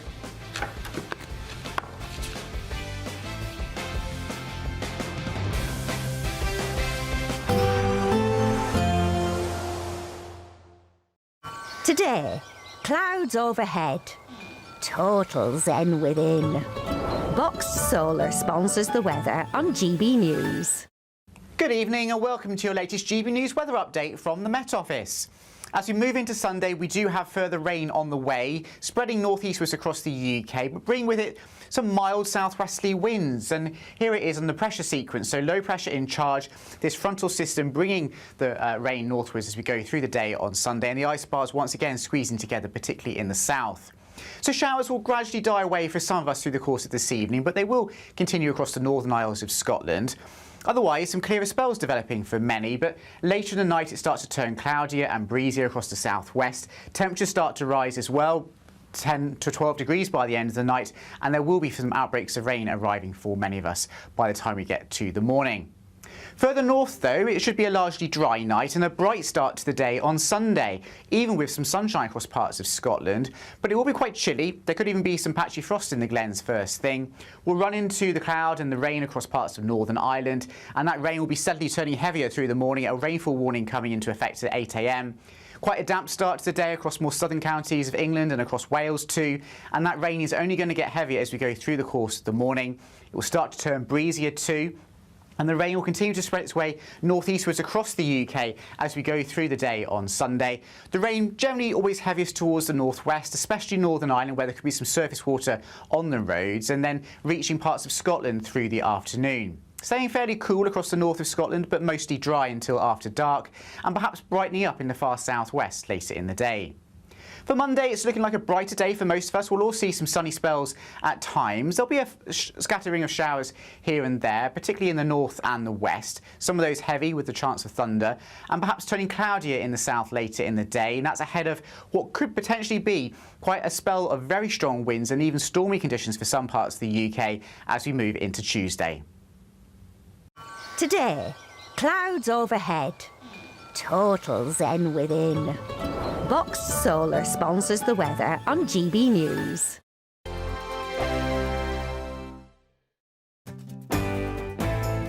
I'm Andrew Pearce. This is GB News, the People's Channel, Britain's news channel. Westminster's full of talk, but out here, it's the real world. Am I allowed to talk now? No, that's it. This is where it matters, real people and real lives. That's what politics is all about. The fact is Trump made a good start. No. Straight answers, no spin, and just a couple of pints. How many fingers have I got up? About 10. So join me for Lee Anderson's Real World every Friday at 7 p.m. only on GB News. The People's Channel, Britain's news channel. At GB News, we love to hear from you, our loyal community. So drop us a line at gbnews.com/yoursay.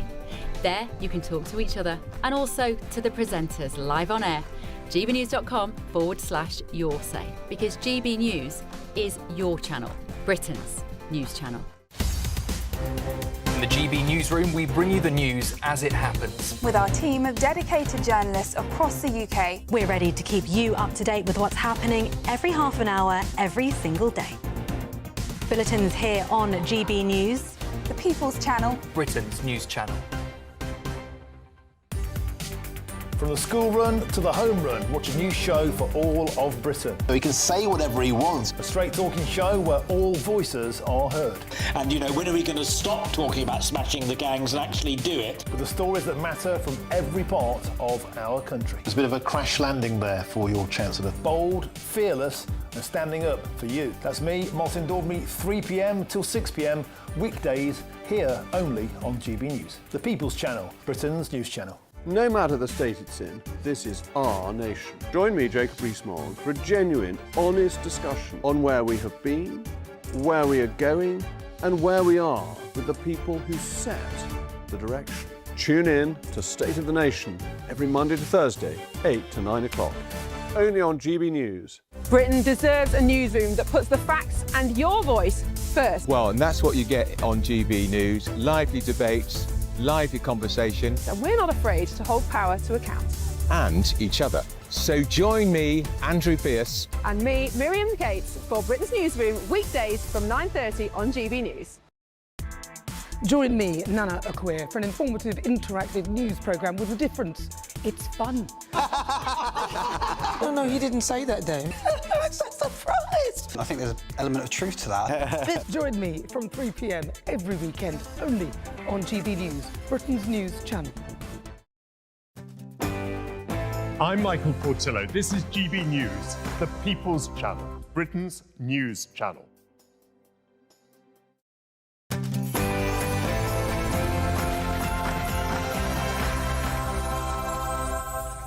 It's Saturday night, and this is the Saturday 5, the UK's biggest Saturday night TV show.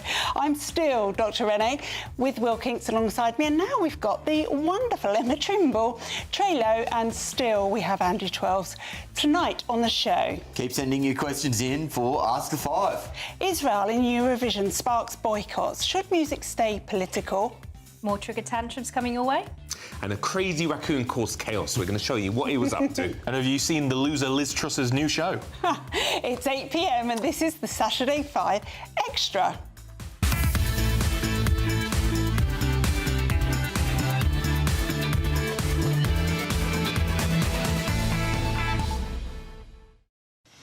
Welcome back, everybody. Last hour of the show, and we're going to have some fun. Of course, we want to know your views as well, so send your views and post your comments by visiting gbnews.com/yoursay.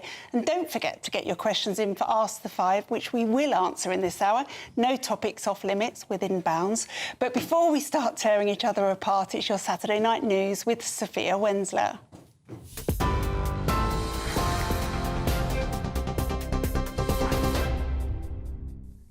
Renee, thank you. Good evening. It's just gone 8 o'clock. These are your headlines. Nigel Farage will reportedly launch a legal challenge over the government's decision to delay May's mayoral elections. That's according to The Telegraph. It comes after an announcement that more than 5 million people across the south and east of England will be denied a vote in their areas as a result of the move. The government blamed the delay on local authorities needing more time to merge as part of a devolution drive to give regions more power. But Mr Farage told The Telegraph, "We're actively pursuing a judicial review action against the government of yet another attempt to delay elections where they fear Reform will win." Meanwhile, Reform UK have gained their first ever member of the House of Lords after Lord Offord defected from the Conservatives today. Nigel Farage made the suggestion as he addressed a Reform rally in Scotland, where he introduced the party's latest member. He's coming on as a Conservative, but I suspect in a few minutes' time he might just have changed his political allegiance. That I am resigning from the Conservative Party. Today I am joining Reform UK. The senior Tory peer and former Tory donor, Lord Malcolm Offord, said he intended to stand for election to the Scottish Parliament next year. Meanwhile, Mr Farage says Reform is the party of change. In other news, the policing minister has called the protest incident at the Tower of London disgraceful after crumbling custard were thrown at the Crown Jewels. Police arrested 4 individuals after a group calling itself Take Back Power staged the attack and called to tax the rich. A video posted on X shows a group throwing the food product on the case and then protesting against homelessness. The Jewels house was closed to the public while the police investigated, but it's understood the rest of the tower remained open. Elsewhere, the Tories have pledged to block people with mental health disorders from accessing a scheme for disabled benefit claimants to get cars through the welfare system. Under the Conservative Party proposals, eligibility for the enhanced rate of personal independent payments would be tightened to rule out people with conditions such as ADHD, mild depression and anxiety. To qualify for the enhanced rate of the benefit, claimants must currently need extra help with getting around. Now, Sir Keir Starmer will meet Volodymyr Zelensky along with the French and German leaders in Downing Street on Monday as discussions on ending the war in Ukraine continue.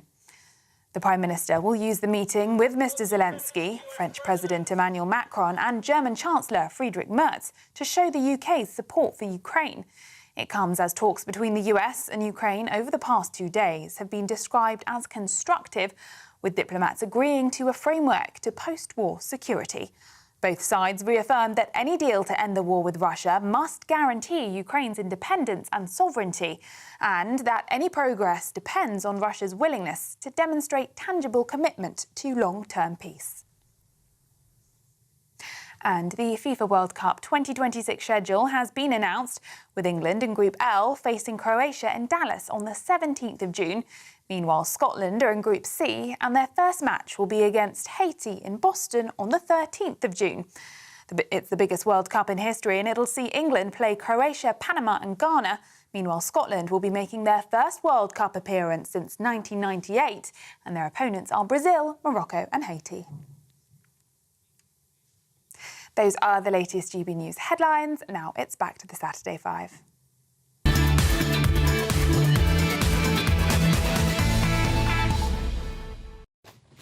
Welcome back. Now it's time to answer your questions. It's time for you to have your say and ask the 5. Our first question is from Henry.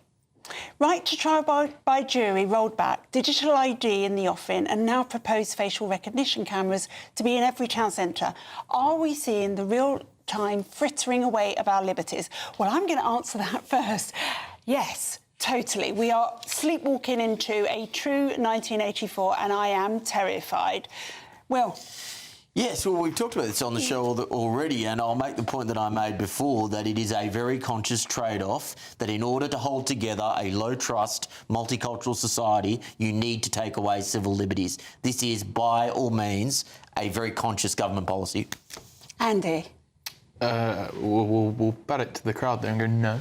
I think, I mean, a few of those, like right to trial to jury being rolled back, I don't think every criminal case or civil case needs a right to a jury. I think if you've got a parking ticket, you probably shouldn't have a right to a jury. You wouldn't have a right to a jury. Oh, you do. You do at the moment. You can apply to be considered for a jury. You can. But well, that's where the backlog is. It's in that consideration queue. It goes back 3 years. So a lot of the statute of limitations of actual serious crimes are being run out. The problem is, Andy, we've actually had really respected barristers, Labour ones actually, Helena Kennedy, for example, Casey, who has said that this will not make any difference to the backlog, whatever, because the problem with the court system causing the backlog is the crumbling court system.